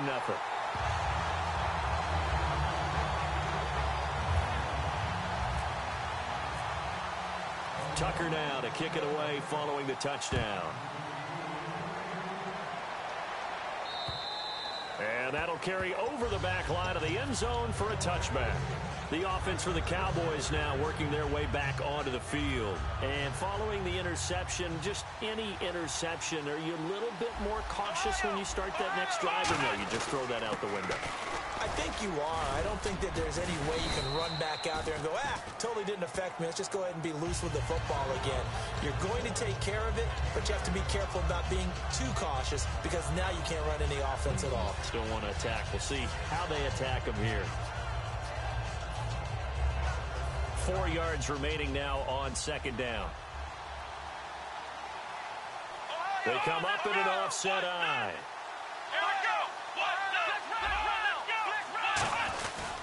Again, it's Elliott. And he'll be brought down right around the 37. Partner, I know you call the play-by-play, but you know your ball. If I throw these numbers at you, all right, 6 yards shy of 2,000 of total yards from scrimmage for a rookie running back. What do you think? Sounds like me in high school. Sounds like you doing it, no, right? It's really fascinating in what he was able to do. The thing for me, though, he did that as a rookie. Where do you go from here? I mean, can you keep going up from those numbers your sophomore campaign? I think that you can. He's had examples of that preceding him in the NFL. Some guys who are in the Hall of Fame right now. Remember, he had 16 total touchdowns because it's not just his ability to run it. He can catch it out of the backfield as well. No one plays harder than this guy does, down in and down out. I think he's just going to keep getting better. No gain on the play there, second down. And here are the Raven defensive starters. Timmy Jernigan, play him over the nose, play him a defensive tackle, bounce him out to defensive end. Wherever you want to put him, Timmy Jernigan can play. Got a man over the middle. It's Williams. And he'll be taken down, but not before getting this inside the 30. A great job pulling that one in from a guy, as we know, who can really blaze. He's got a lot of speed. And that speed can work for him so many different ways. Sometimes he just takes off and goes and just runs past people. Sometimes you get people to back off so far that you can catch everything underneath. But still, at some point in the game, you probably have to make some contested catches, right? Sometimes you have to go up and beat a defender for the football. He has that in his arsenal as well. Showed it right there. Now Elliott. And he'll get blown up behind the line of scrimmage. Back at the 6. That's going to go as a loss of 2, and it'll be second down. When I watch plays like that, I give a lot of thanks that my DNA did not make me an offensive tackle, because that is a very difficult job to hold your block against a really good defensive end and hang on to it so your runner can get to the edge and do into a double team, and it's intercepted. A great read, and it's picked off. And a big turnover there as his guys will get the football back. And now Baltimore gets set to take the field. And they'll just simply be looking to build off the confidence of the last time out where they scored a touchdown. Man, confidence is powerful, isn't it? When you've scored once, you feel like you can go back out there and get it done again. Doesn't matter what the defense throws at them. They feel like they're in a groove right now, and they want to get out there and show it. Yeah, hoping to stay in that groove here this go-around. And the big boys up front in the trenches, what do you think of the O-line, Charles? I love them because this is a group that's so cohesive. They know what the man next to them is going to do at all times, and they operate as a terrific unit. Second down, Flacco now. And incomplete there. A nice hit. Jars the ball free and brings up third down. Everything about that play tells you about today's NFL offenses and what they're asking out of running backs. You can't just be a guy who can run the football. You have to be able to catch it as well, and he didn't get that done on that play. Third down, Flacco from the gun. And incomplete here on third down. After watching him drop that slant, I can hear my old coach's voice ringing in my ears right now. You can't run with the ball until you catch it. Trying to get those rack yards before he secured it. And no move to get the offense off the field. They're going on 4th and 5.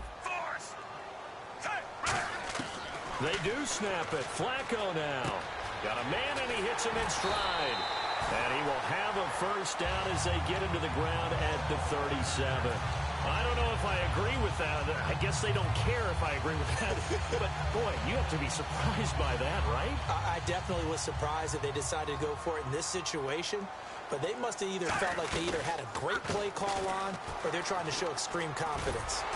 And able to get this one across the 45 before he's brought down.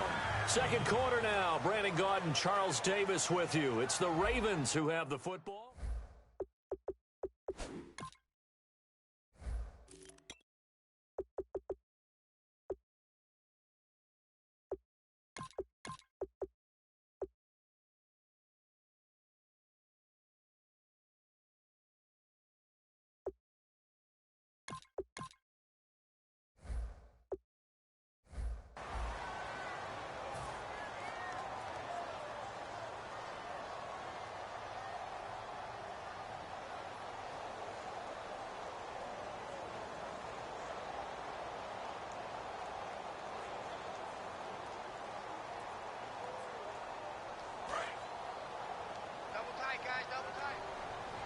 The defensive line disperses a little bit here, maybe expecting a pass.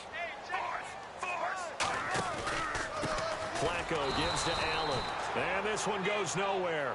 Losing yardage on the play back at the 46. It's a loss of 2 there, bringing up second down.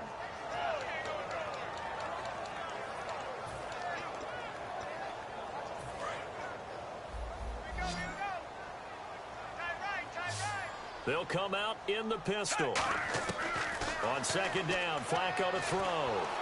And he'll be hit as he releases it, and that'll fall incomplete.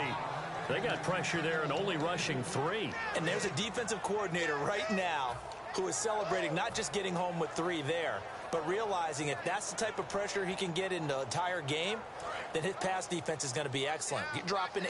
Where are you going to go with the football? And defensively, a dime look here. 6 DBs on 3rd and 12. No surprise at all. They'll run it now out of the gun. That'll make it 4th down after a loss of 1. So on 4th down, the Ravens will call on Sam Cook to punt it away. Lucky Whitehead back deep for Dallas.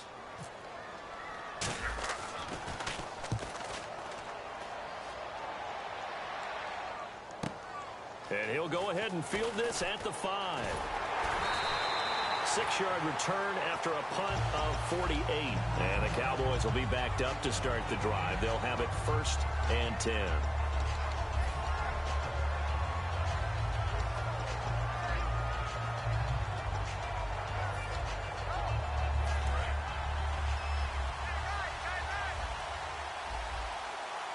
They come up in an offset eye.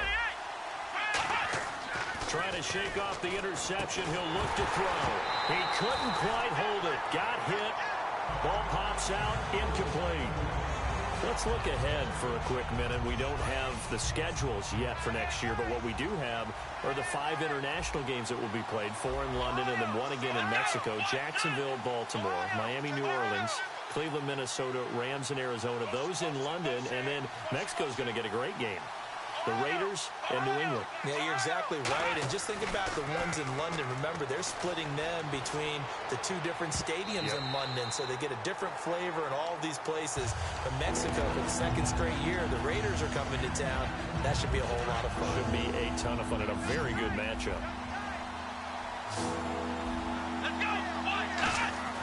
On 3rd down, it's Prescott. And this time he's got the hook up. It's complete. That one good for 15 and a first. It went full scale, loose, flexible, finding a way to catch the ball in some traffic for a key first down. A really nice job of adjusting to the ball in the air. Not the most accurate of throws, but able to adjust and make the grab. Give him 10 yards on the pickup, and that'll bring up a 2nd and just about a few inches here. Really tough drive, but that run help salvage something there, because now there's something positive that came out of it. They got to see good blocking, good push by the offensive line, wide receivers trying to get involved, a good run by the back, and now maybe it'll be a catalyst for them to look at going forward, watching it on tape. Maybe they can keep incorporating that type of a run into their offense. Here's Prescott. He's got time in the pocket. He sets to fire deep. He was looking for Terrence Williams that time. And that takes us from 2nd to 3rd down. On every offensive coordinator, every play caller sheet, they have about 5 or 6 plays per game that they call shot plays or big plays. And you don't get many opportunities to dial them up. And they just did. And they drop it with a great chance to make a big play. That's going to hurt. And he's got enough for the first across midfield to the 48. Obviously, this has not been a banner game throwing the football. So what you got to do, you got to kind of down focus, don't you think? Find the tight end, take some easier completions. The interception last drive. There he hits the reliable target. Prescott. And this one caught by Dez Bryant. Touchdown, Cowboys. Dez Bryant, 47 yards. And the Cowboys are an extra point away from tying the football game. It's good, and we're all tied at 7 apiece. So a tie ball game here as the kick's away. And they will not get a chance to return this one as it's through the end zone for a touchback. And now Baltimore gets set to take the field. And a tight game after punting last time. See if they can get something going on this drive. As they head to the field now, with the game this close. And he'll be hit from behind and taken down. DeMarcus Lawrence in there to get him for a loss of 5. Well, they go play fake. The problem is nobody was faked out.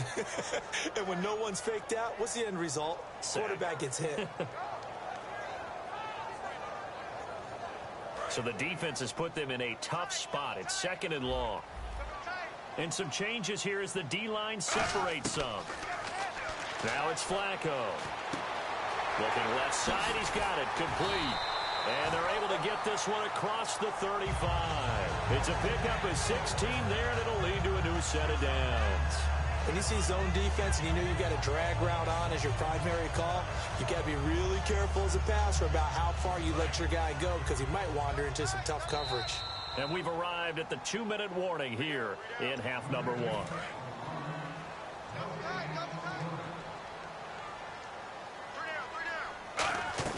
They'll run it now out of the gun. And he'll get this up to about the 38-yard line. Give him a couple on the carry there. 2nd and 8. That's a good play by the guys on the defensive side of the ball. Held him to a gain of 2. And that changes the playbook a little bit now for the guy calling plays. 2nd and 8. Now he's got to probably think about going to the air instead of maybe staying with the ground game.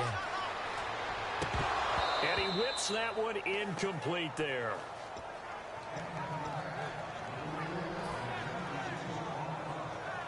Third down here for the offense after the incomplete pass. 3rd down. Flacco needs a decent chunk of yardage. Hard throw, incomplete. He was looking for his tight end, Crockett Gilmore, there. And now it's 4th down. Here's Sam Cook now. On for his 2nd punt. He'd take a repeat of his 1st. He gets this one away, and boy, it's another boomer. This is taken at about the 14. 12 yards on the return that time. And the Cowboys will take over the football with a 1st and 10. Here's the Dallas offense now heading back out onto the field.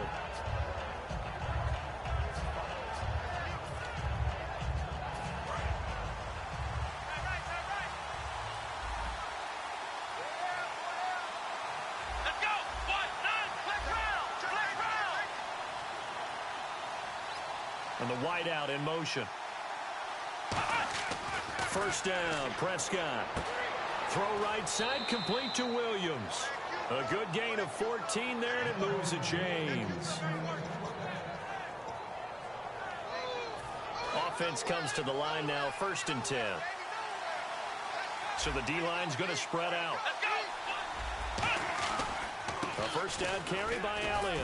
And he's going to bull his way forward to the 48. A good run there on 1st down, and it'll leave him with a 2nd and 2. Some runs are blocked so well, you almost forget that someone has to carry the ball to gain the yardage. The leverage by the offensive line to create space up front, really well done. They go to Elliott again. And he'll fight forward maybe to the line of scrimmage, but that's all. Give him a yard on the run there, and that's going to set up a 3rd down and 2. They're going to hurry back to the line now. Now Prescott. He's got a man. It's Williams. It's a gain of 11 yards that time, and it produces a new set of downs. 1st down and 10 now for the offensive group.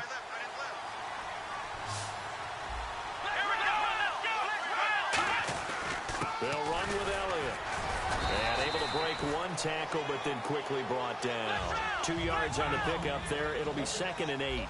I do know from experience that when you slow down someone's running game, you're now doing the dictating on defense. And guess what? Now you're getting ready to tee off on their quarterback. Now hold everything here. We're going to get a timeout by the offense. It's just their 1st, so they'll have 2 remaining here before we get to halftime. Here we go. Ohio.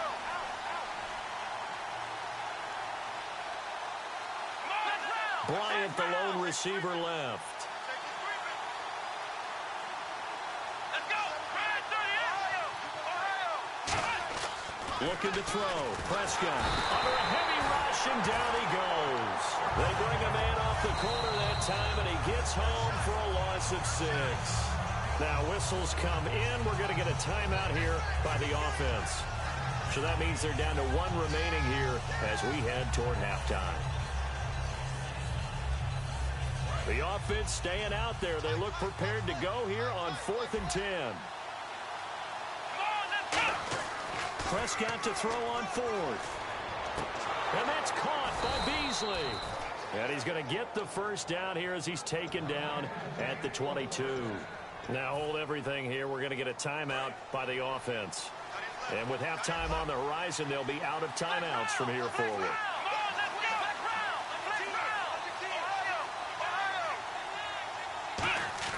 Prescott on first down.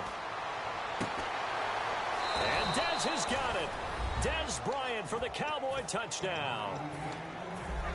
Dez Bryant as the first half is winding down. And the Cowboys have taken the lead. And he's got it. It's now a 14-7 ball game. Bailey now to kick it away after the touchdown.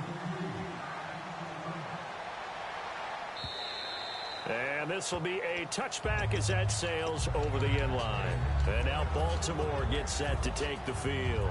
And with time quickly fading here in the second quarter, not sure how aggressively, offensively they want to play this. I think we'll find out just how much they trust their guys in this situation if they decide to take a shot. They start the drive with a give to Allen. And he'll take this up near the 35, maybe the 34. Give him 9 on the carry that time, and they're set up with a 2nd and 1. We have hit halftime. Still 2 more quarters to go. We'll take a timeout. We'll be back after this. You're watching the NFL, and it's on EA Sports. It's in the game. So both teams have their marching orders, and we'll get going again here in quarter number 3. And this will not be returnable. It's out of the back of the end zone for a touchback. Out come the Ravens now. They'll go on offense first here in this third quarter. They're down here, but very much in this game. What's the tonality of a coach's talk when a game is within striking distance like this at intermission? Typically, what they're doing is emphasizing the things that went well in the first half and wanting more of that. Sure, you've got to go over some of the errors and clean up some things because there's a reason you're down. But overall, I think they want to stay positive, stay up with this team. We're just starting the second half, and we've got the football. Let's go ahead and punch it in, and then we'll take it from there. See how that recipe works. Bootleg, Flacco. He's got his man on the crossing route. And the play goes for 19 yards, gives him a new set of downs. And there they went crossing route against the zone defense. What do you think of that? Takes real coordination between the passer and the receiver because you've got to read those zones and where the open spots are and be on the same page with the guy throwing the football. Because sometimes you're throwing it in front of the zone. Sometimes you're throwing it between the zones. Sometimes the receiver's going to just kind of find a spot and what we call sit down and present himself to the quarterback and throw it there. It's a tough read, but when they're in sync, it's really effective. Looking to jam the receivers at the line here. Press coverage look defensively. Fake to Allen. Here's Flacco. He's going to look deep down the field. So the long attempt falls innocently to the ground, and it brings up third. Well, they haven't had a whole lot in the second half. He's thinking, I guess maybe just take a shot deep. I think you're right. Almost looking for a bailout, isn't he?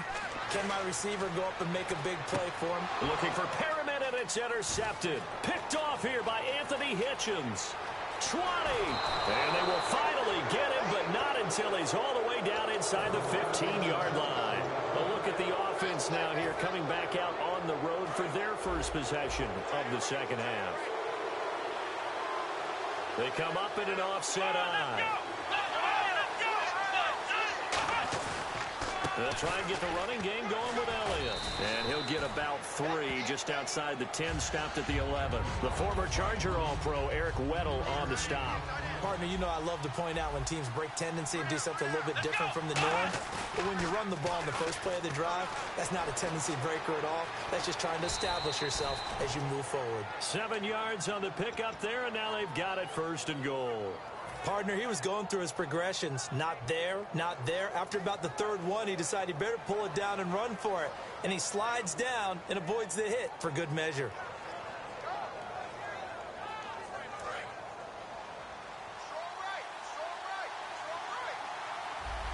They come out here in the eye. And the offense in a great spot. And he will take it in for a Cowboy score. Ezekiel Elliott, a 3-yard touchdown run. And the Cowboys use the short field to their advantage as they cash in for 6.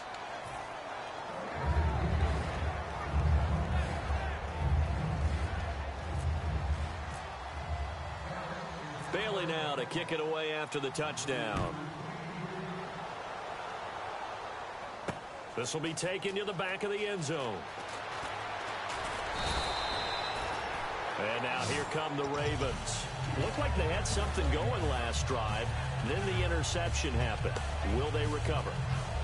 The memory they need to keep with them is that they did have something going. They were moving the ball on offense, had a nice sequence going. Don't worry about the other part. You can't get that back. Let's go back to what you were doing well before. I thought you were going to say they need to have no memory, but remember the good part, forget the bad. I like that even better. It's already 2nd and 12. The defense hoping to push them back more. They keep it on the ground. Allen again. And not too much going there as he'll get it up to the 23-yard line. 2 yards gets them back to where they started, but now 3rd and 10. Partner, we know today's NFL is really built around the guy throwing the football.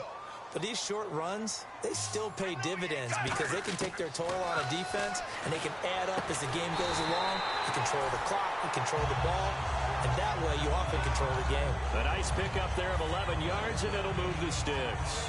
All right, let's just go ahead and walk through this one pretty easily, right? Blast off the line of scrimmage, get downfield to a certain point, usually around 8 to 10 yards, turn around and make sure the quarterback sees your numbers and set yourself up for the pass. A well-executed curl route by Charles Davis. And that one falls incomplete. Looked like he might have had position there, but he couldn't hold on it at 2nd down. One thing I know from experience is that when the deep ball is thrown and you're the defender, you've got to fight that little bit of panic that emerges. You've got to play the ball really well. It's a 50-50 jump ball play. And guess what? They took a shot. How are you going to win it? And in this case, they managed to get it done. And he'll be taken down, but not before he gets into enemy territory. And that's one of his advantages of a passer, is it not? With his height, setting back there in the pocket, firing it over the middle, he can really see everything clearly. It is, and I know that other quarterbacks get it done different ways, all right? You don't have to be his height. And all the way in for a Ravens touchdown. Buck Allen, 48 yards. And the Ravens have cut it to within a score. And on that long run, maybe the defense caught napping a little bit. The concentration level may not have been there. I agree with you on that one, because those types of plays, when they result like that, they're almost like big bolts of lightning, aren't they? Whoosh, and off he goes. Tucker now to kick it away following the touchdown. This is fielded a couple yards deep. And he's able to get it across the 20, but not by much, as he's marked down at the 21-yard line. And now Dallas gets set to take the field.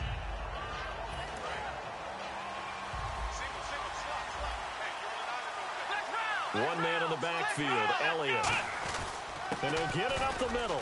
And he'll get about 3 as he takes this up near the 25. The linebacker, C.J. Mosley, in on the stop. Not a big run on the first play of the drive, but that doesn't necessarily mean it was a bad play. Sometimes you're just trying to settle in, get your guys a little bit of contact, and get things moving. Prescott now on 2nd down. And he's got his favorite target yet again. It's complete. That catch good for 5. It's 3rd down. Back now in Baltimore. It's the Cowboys with the football. They'll be looking to tack on to their lead as we get set for the 4th.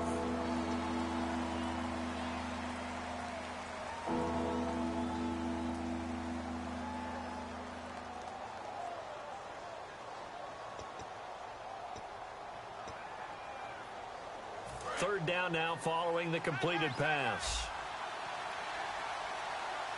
They come up in an offset eye. They'll try and run for it with Elliott. And he gets it to the 32. Good enough for a 1st down. 3 yards there, good enough to keep the drive moving. Well, partner, they might want to tear up their scouting reports a little bit here, because they just broke tendency. 3rd down, you don't ordinarily see a toss. They ran it really well and picked up the first down. I love the way the edges were sealed, which allowed him to get to the corner. Looks like the defense in press coverage here. Here's Prescott. Got a man over the middle. It's Williams. That throw good for 4. It's second down.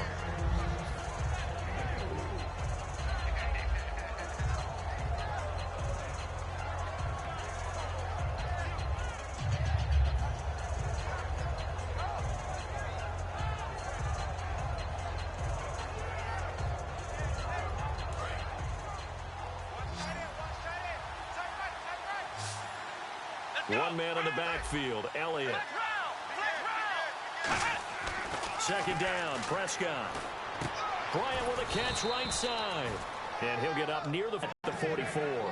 And defensively, they were in zone coverage there. Do you have to be a little careful? You're losing playing against a good quarterback like he is to not play too much zone? Yeah, you have to be careful about how much time you're giving up. I think it's a good point you just brought up. So maybe if you still want to play zone, you go to a zone blitz scheme. And you can drop anyone out of your defensive front. Defensive end, defensive tackle. It doesn't matter. You just exchange someone to bring more pressure towards the quarterback and still try and cover downfield. The fourth quarter here, they've got the lead. They want to keep it on the ground. That's what they're doing. Smart football. Keep the clock grinding. Keep it going. But you got to figure now, they're going to see more people stacked up at the line of scrimmage as they try and bleed it out.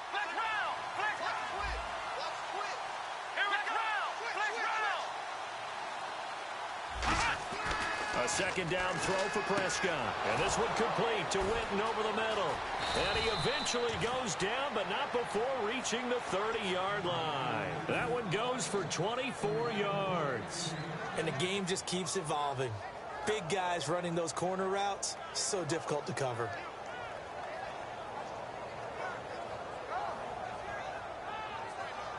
So after that big gain, let's see what else the offense has up its sleeve.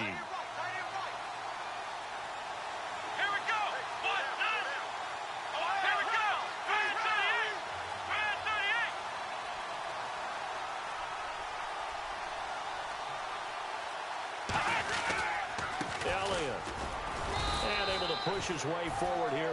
And now the Raven defense going to call a timeout. It's just their first. They'll be down to 2 remaining as we step aside here in the fourth quarter. Time is starting to run out, really becoming a factor. We'll see if the defense can get the stop they need to get the ball back to the offense.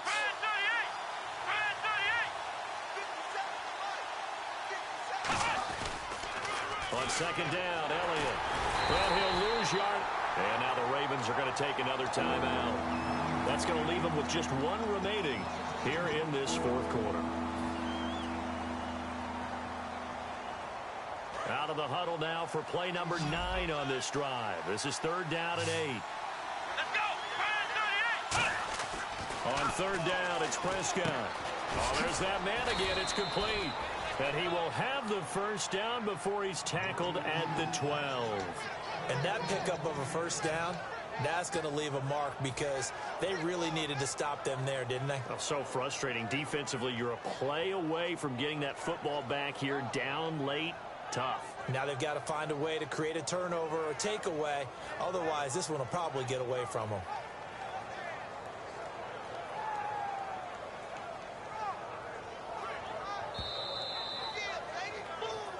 Time for a break.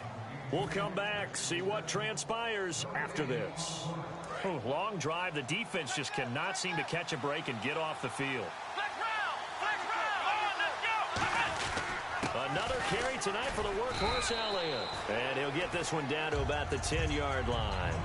Now hang on here. Timeout called by the defense. It'll be their 3rd and final timeout, so as they talk things over, we'll step aside.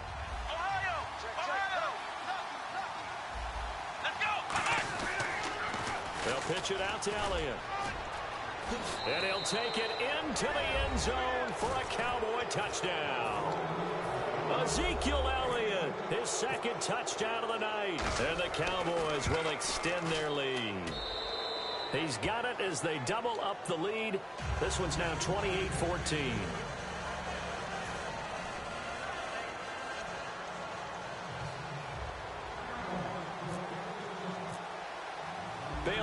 kick it away after the touchdown. This fielded at the 2. And he'll take this across the 25, a couple extra yards up to the 27-yard line. And now Baltimore gets set to take the field. And they're hoping to capture some of that magic they had last time out when they were able to put together a scoring drive. But they're still down here, Charles. Not the major concern, though, because of what you talked about. They scored the last time out. They feel good about themselves. They feel like their game plan. That's caught inside the 20. And all the way in for a Ravens touchdown. Rashad Perriman, 72 yards. And the Ravens draw a bit closer. And they put it in the end zone, which was job one. Now they have to convert. And then it's decision time, isn't it? Yeah, so this is what all teams go through. You look at the clock, you're inside 2 minutes, look at your timeouts, make that onside kick decision. Yeah, how do you feel about your defense, where you are in terms of the scoreboard, and the time left on the clock, as you noted? So many things to go through.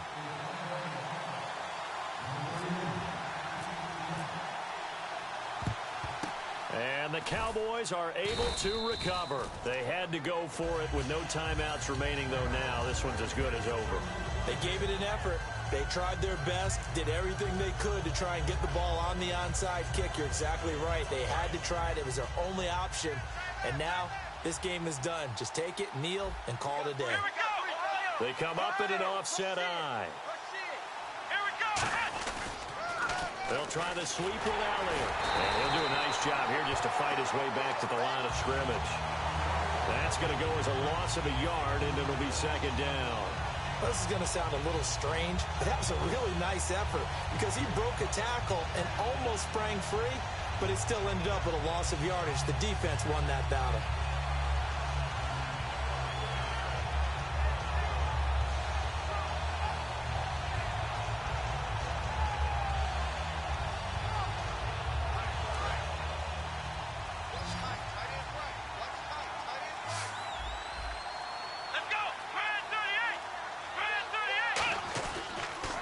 Toss left to Elliott. And he'll lose yardage on the play back at the 45-yard line. He'll wind up losing a yard on the play, and that's going to lead to a 3rd and 12.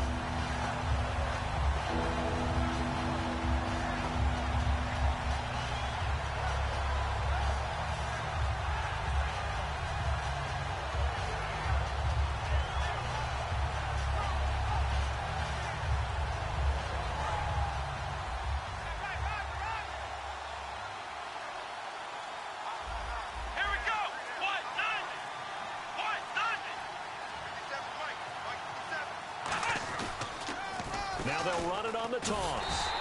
A loss of a yard, and it brings up 4th.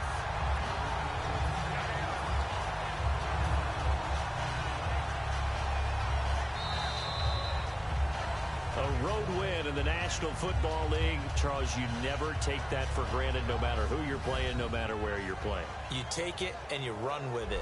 And you know you primed the pump all week in your own home facility. No one thinks we can do this. Only people who believe are right here in this room. And then you go on the road, band together, and get it done.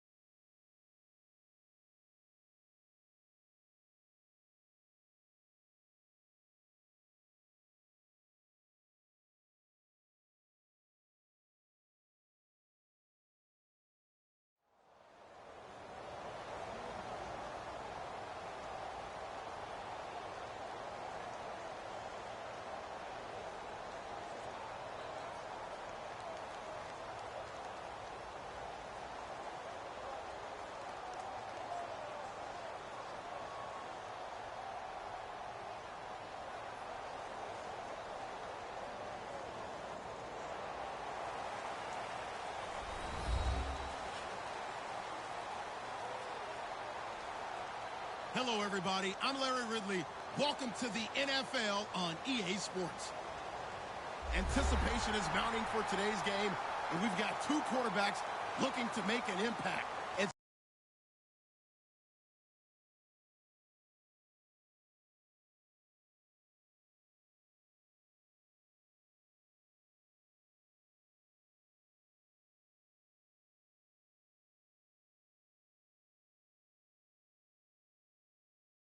It's going up against Cousins, Redskins. With that, we'll send you up to FedEx Field and join our broadcasting team of Brandon Godden and Charles Davis. We are just inside the Beltway, about 10 miles east of the Capitol Dome as we come to you from FedEx Field here in Landover. Coming up, we've got a good matchup on tap between the Baltimore Ravens and the Washington Redskins. On the ground, it's Thompson. And he'll muscle his way up to the 43 for a pickup of right around 5. But that kind of run on first down, that's a winning type of a run. That just sets things up for them moving forward as they begin to drive. Play fake. Cousins. He's going to hit his man out of the backfield. Complete. And taking it across midfield and inside the 45. More and more offenses are going to the philosophy of using every inch of the field to try and spread things out. And when you're running back and catch the ball as well, it can only help your offense. On 1st and 10, Cousins. Over the middle to Garcon. And they'll be inside the 35 now at the 34-yard line. Give him 9 on the play, and it'll be second and about a yard to go for the first.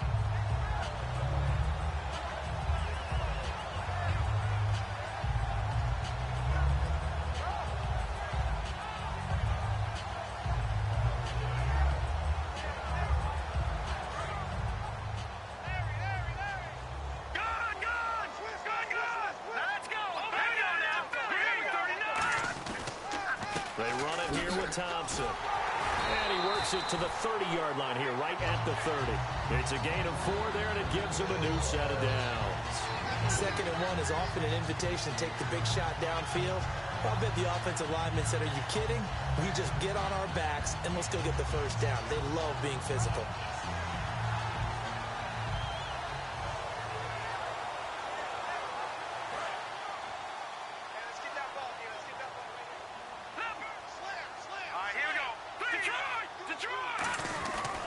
Here's a carry now for Keith Marshall. He'll get it to the 23-yard line. A solid run on first down. Gain of 7 leaves him with a 2nd and 3. And that's the kind of run that gets everyone excited on offense. And, you know, oftentimes the guys who carry the ball are the ones in the huddle doing the chirping. Right now, I think it's the offensive line telling them, run it again. We are right there about to break a big one. Caught on the right side, Reed. And down inside the 15, shy of the 10. For Jordan Reed, Charles, still waiting for him to play a full complement of games. You know, through 4 seasons, he hasn't completed a full NFL schedule. But he's right up there in the argument for best tight end in the league. He certainly is, and I don't think he can get a bigger compliment than I'm hearing from my friends in the scouting community who have all told me that those teams that are in the market for tight ends, when they're scouting now, they're all trying to find guys who have Jordan Reed characteristics. And I'm talking about route running, run after the catch, the ability to create and make bigger plays. Second down, Cousins. This will be caught at about the 6. 4 yards on the completion, and it sets up a 3rd down. And that linebacker group today could be very key. As we were preparing for this game, you pointed out to me as we were watching film that the linebackers look like an elite unit. I agree with you totally. They move around, fly to the football, and take it away from offenses. Cousins from the gun on 3rd. Eluding the pressure right. And this is going to be incomplete. He was looking for Jamison Crowder there. And it brings up 4th down. Dustin Hopkins now for the Redskins field goal. From the left hash, a chip shot here. I'm not sure we could spot any tendency here on this 3rd down. They could have run it or passed it. Either one was available. They chose to try and get it through the air, but they were unsuccessful. So they get the ball first here in front of the home crowd under the lights, and they get 3 points out of it. And there's something about a night game, isn't there? A little extra snap, a little extra crisp in the air. What a terrific way to get things started. A little extra excitement, a little extra dazzle for the home crowd. Well, following the made field goal for 3, Hopkins now to kick it off. This is fielded a couple yards deep. They'll bring it back to just about the 25. Call it the 24-yard line.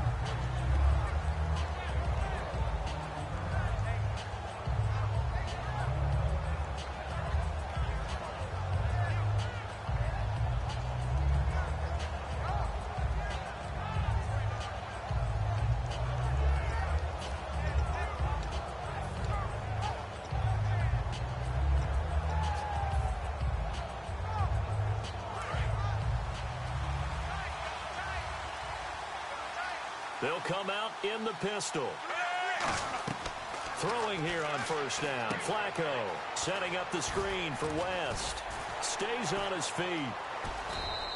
The first down screen pass, good for 5. And a lot of the weight of this offense falls on the shoulders of the running back. That's because the offense knows if they give him any openings, any opportunities, he can turn it into a big play at any time.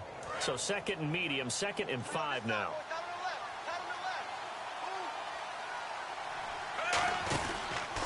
Now a carry here for Terrence West. And he'll lose yardage here, going down back at the 28. It'll be a loss of a yard, and just like that, it's 3rd down. On offense, the guy that you want to have the best eyes on the field are your quarterback, so you can see everything pre-snap, and then, of course, as the play develops. On defense, oftentimes it's the linebacker, and on this play, his eyes took him right to the ball, and he made a nice tackle. 3rd down. Flacco needs a decent chunk of yardage. And he dropped it. Now it was tipped. Altered the ball a little bit, but he dropped it. And now 4th down. Anytime a ball's thrown in the middle of the field that's popped up in the air, I expect someone to catch. It doesn't matter whether it's offense or defense, because there's usually a great amount of bodies in that part of the field. In this case, no one came up with it.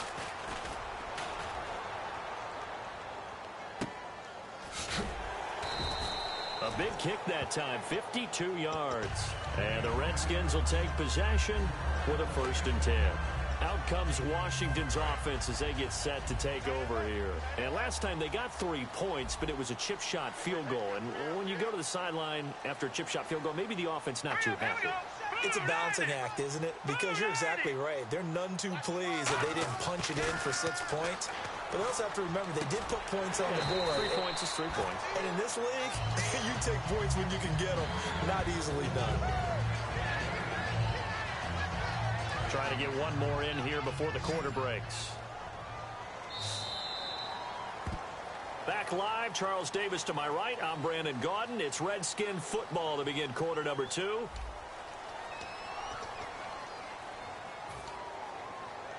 So this brings up a 2nd and 2.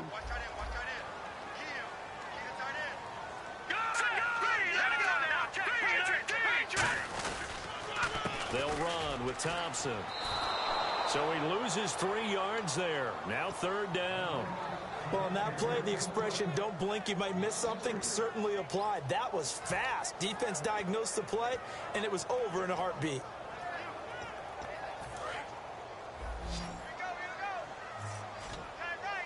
So 3rd and 5, defensively expecting pass. They've got 6 DBs out there.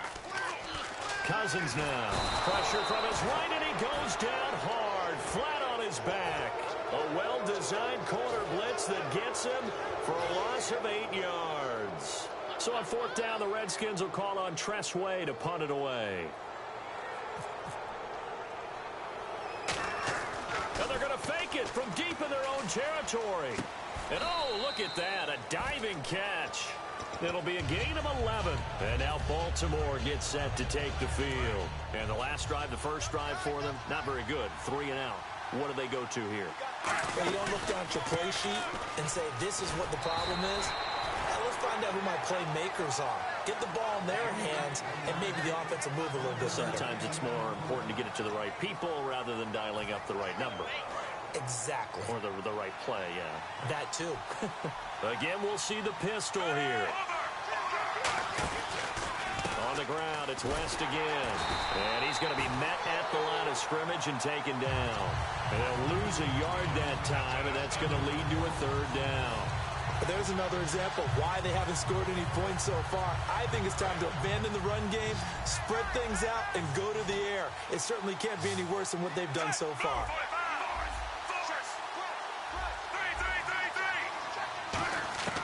Third down, Flacco from the gun. Firing quickly here, and that's complete. And he picks up the first down yardage as he takes it down to the 16. Did you see that route the way that I did? I thought he was trying to get deep. Yeah, that wasn't the first option. No, it came off of that guy, the deep guy. It came underneath on the drag, completed it very well. This is West. And they get to him quickly here as he stopped right around the 13. Give him 3 on first down. It'll set up a 2nd and 7. Well, so many times we look at a short run and we praise the offense for trying to set the tempo and establish things, but the defensive guys, hey, they just won the battle there. It wasn't a big run given up. They don't always have to absorb the body blows. Sometimes they dish them out themselves. That's going to be a 6-yard gain. It leaves them with third down and just a yard to go. And now we're going to get a timeout called by the Redskin defense. They'll have 2 remaining as we step aside here in this second quarter.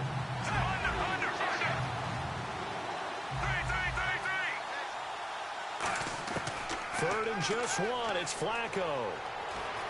Flush to his right. And he's going to have to eat this one as down he goes. Preston Smith coming in to drop him for a loss of 8, and it'll be 4th down.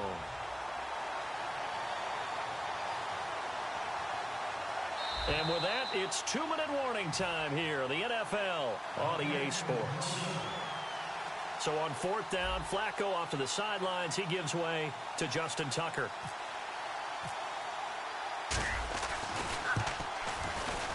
And Tucker's kick right there. It's good, and that will tie us at 3-3.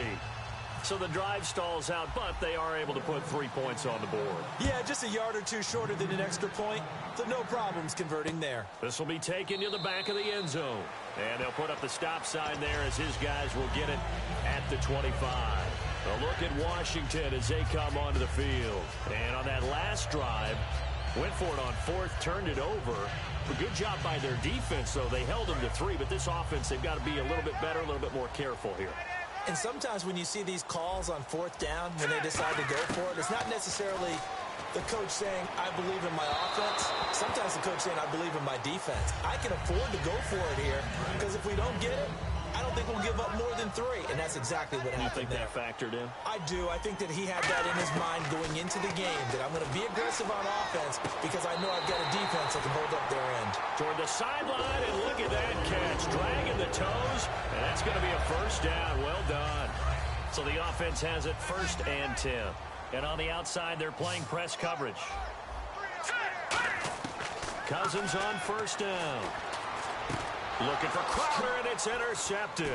A great read, and it's picked off. And his guys will set up shop at midfield at the 50-yard line. And now Baltimore gets set to take the field. And last time able to get 3. It's not what they wanted. They wanted 6, but they got at least something. They mustered something out of the drive. They'll take it. I like the way you've described it. Not ideal, but they'll take it. Anything to put some points on the board. But this time on offense, they don't even want to see the field goal kicker trot on the field. They want that ball in the end zone. Yeah, they'll be going for 6. 2nd down now after the incompletion. Another pistol look here. Flacco from midfield. And he's just going to get rid of this thing to no one here. He throws it away, and now it's 3rd.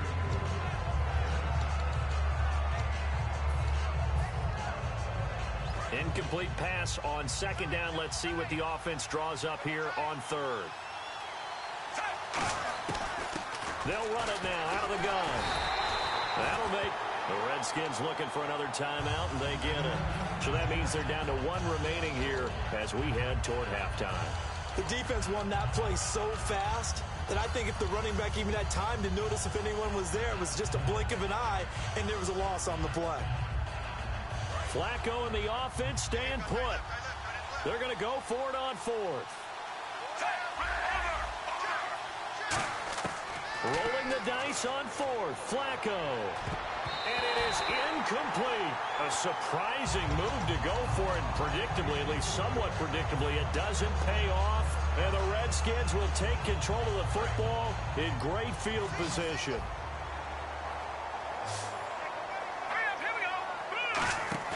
They go back to the air here after the INT. And he takes a shot on the release as this will be incomplete. When defenses get to the quarterback that quickly, a lot of times it's called a jailbreak. It wasn't quite that fast, but fast enough that he had no time to look downfield and set himself to throw the ball. And as he tried to do that, he was hit, and it forced an incompletion. Bringing it in, Jackson left side. It'll be a pickup of 10 yards. And they'll be faced with a 3rd and inches. If you're running out route, it's likely you end up near the sideline. And what did we just see there?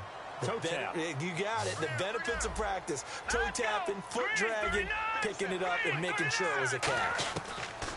3rd and short yardage. Cousins. He's going to find his running back. It's complete. And now the Raven defense going to call a timeout. It's just their first, so they'll have 2 remaining here before we get to halftime. Feeling like they're not quite in field goal range yet. They're going to go for it on fourth. Let's go. Looking to jam the receivers at the line here. Press coverage look defensively. Cousins and able to find Garcon. It's a pickup of 19 yards on the play. And on 4th down, they're able to convert and move the sticks. Well, it all came together on that one, didn't it? Big-time throw on fourth. Now, that had to feel good, didn't it? Taking that type of a gamble there, making it pay off. What a throw. And tough as a receiver because no matter how perfect the pass, you know it's 4th down and you got to convert. A little bit of extra pressure, but he overcame it. See if they stay on the ground for 2nd down. Let's go. Green 39. Now a 2nd down throw for Cousins. And he drops this off to Thompson, complete. It's a 7-yard gain there, and it's good enough to move the chains. So many times you hear today's NFL described as a space game. Get your best players into space with the football in their hands. That's why sometimes you swing it out to your runner, get him out in the flat, and let him have a chance to make people miss an open field. Steps away to his left. A hit as he throws there, incomplete. He was looking to get that one to Chris Thompson, and that'll bring up 2nd down. It's nothing like pressure to affect the accuracy and the timing of a guy trying to throw the football. And on that play, they ended up flushing him to his left, contacted him as he's trying to throw the football, and that led to the incompletion. The defensive line disperses a little bit here, maybe expecting a pass. Off the play fake, Cousins. That's complete right around the 8. And he's able to work it here to the 8-yard line. Now whistles come in. We're going to get a timeout here by the offense. And with halftime on the horizon, they'll be out of timeouts from here forward.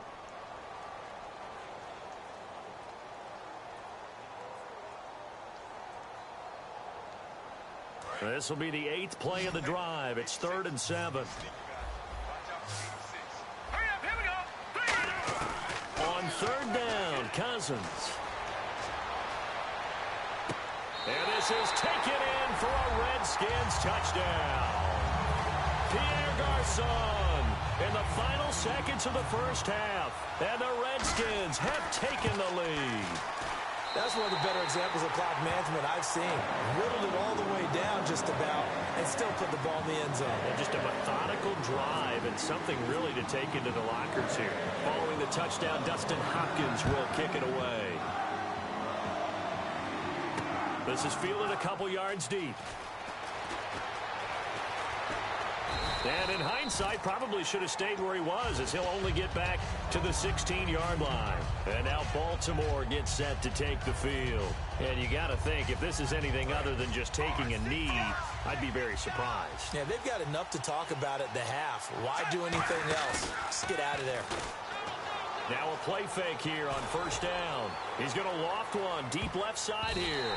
And he bats it away, and it falls down incomplete. And apparently that's all, Larry. So much for the halftime report. We'll see in the postgame. We're ready to get to the 3rd quarter. Both teams appear ready for the fight ahead, and we resume action here in quarter number 3. That'll be taken in the end zone.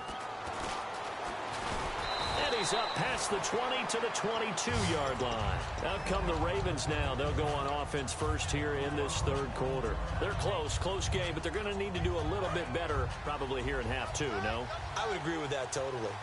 I would guess it in the locker room. They talked about cleaning up some of the errors, but overall, I think they wanted to be positive with them. Guys, we're right there. Just not playing as well as we need to. Let's pick it up, and we still have a chance to win this game. Yeah, they do. We'll see if they can pick it up. And after the play on the ground, that brings up second down here. They'll run it now out of the gun. And he'll fight forward to about the 27-yard line. Give him 3 on the run there. Now they're looking at a 3rd and about 5.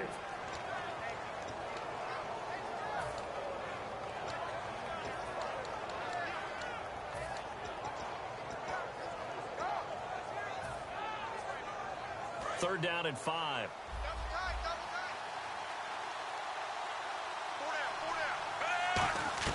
Third down, Flacco from the gun. Complete to Gilmore, the tight end.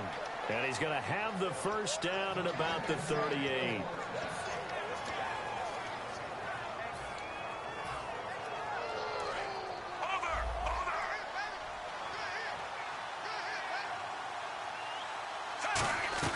They'll run it now out of the gun. A strong running. And he gets this one to midfield before he's brought down. 13 yards there on the pickup, and it's good enough for a Baltimore first down. Sometimes it's hard to believe, but there are times this game is about patience, isn't it? Has had the game he expected, but that run there, that may get him going. I was just going to say, maybe that gives him a little juice, because you're right, he struggled, especially in that first half. Yeah, and I know the great ones. A battle for it, and it's intercepted. Picked up by the all-pro corner, Josh Norman. And a big turnover there as his guys will get the football back. So here's the Redskins offense now as they get set to start this third quarter. And they will simply, Charles, be looking to duplicate what they did last drive when they were able to push it in for 6. And they hope it'll be that easy, right? Oh, this is taken in. It's complete. And he will finally be taken down up at the 48. As a general rule, offensive linemen like to know where their quarterback's going to be when he's setting up to throw the football. But sometimes they just have to get on the run, get on the move. He was able to do that on that play and picks up a first down with a nice throw. All right, here we go. 3-19. 3-19. 57-5. 57-5. A first down throw for Cousins. Flinging it in, Jackson left side. And he's brought down. It's a gain of 14 there. And it'll be first down, Washington. I like watching the wide receiver screen because it's a real teamwork play. Because guess what? The guy catching the ball, he'll get all the credit. But how about the people up to block in front of him? Either fellow receivers or offensive linemen. That makes that play a really nice timing play. And sometimes it can break big. Now Cousins. Over the middle to Garcon.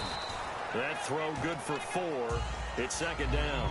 One of the feature points of the in route is being able to make a nice throw to the middle part of the field. And for a quarterback, that's one of the better throws and better looks that he'll get.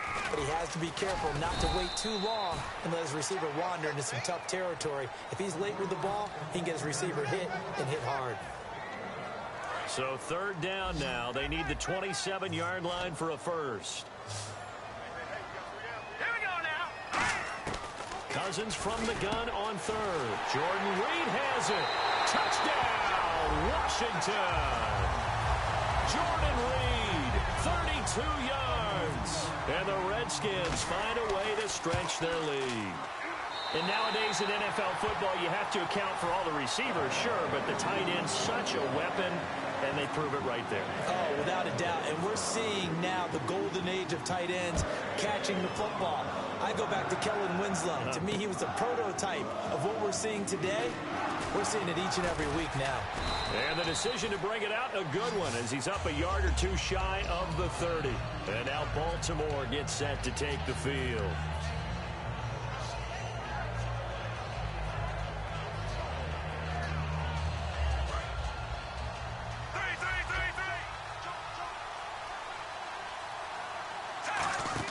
They go back to the air here after the INT. He's going to try and go deep again. And it's knocked away and incomplete. Well, I guess we just discovered that someone is certainly not going to sit back and just take it in this game, huh? No, they were trying to get that touchdown back in one shot. One shot, trying to help out his defense and let the other team know they were coming after him. Now West. And they get him down, but not before he takes it across the 40-yard line. That one goes for 13 yards, and it moves the sticks. Well, so much for him being bottled up throughout the day. Finally finds a way to break through and get a really nice gain. The defense had felt great about what they had going.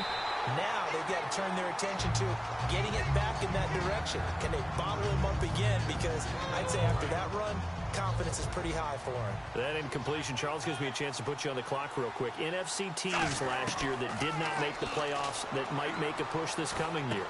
Well, three that come to mind right away that we thought were going to be in 2016. Minnesota, remember the start they got off to before that didn't work out so well for them.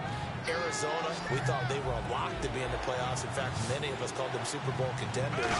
And Carolina, the defending NFC champs going into last season, they didn't make it. So I think that all three could return. He rifles one that's intercepted.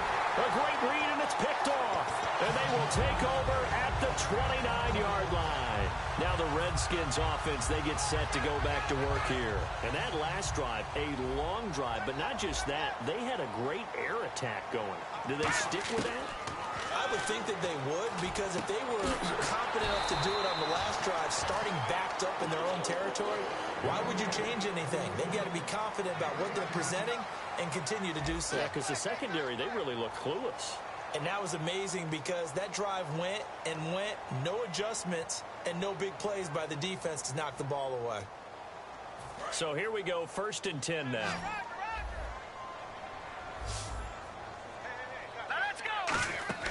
They go play action here on 1st down. Surveying the field. He's going to flip that out to the flat. It's complete. And he'll get it down here to the 43.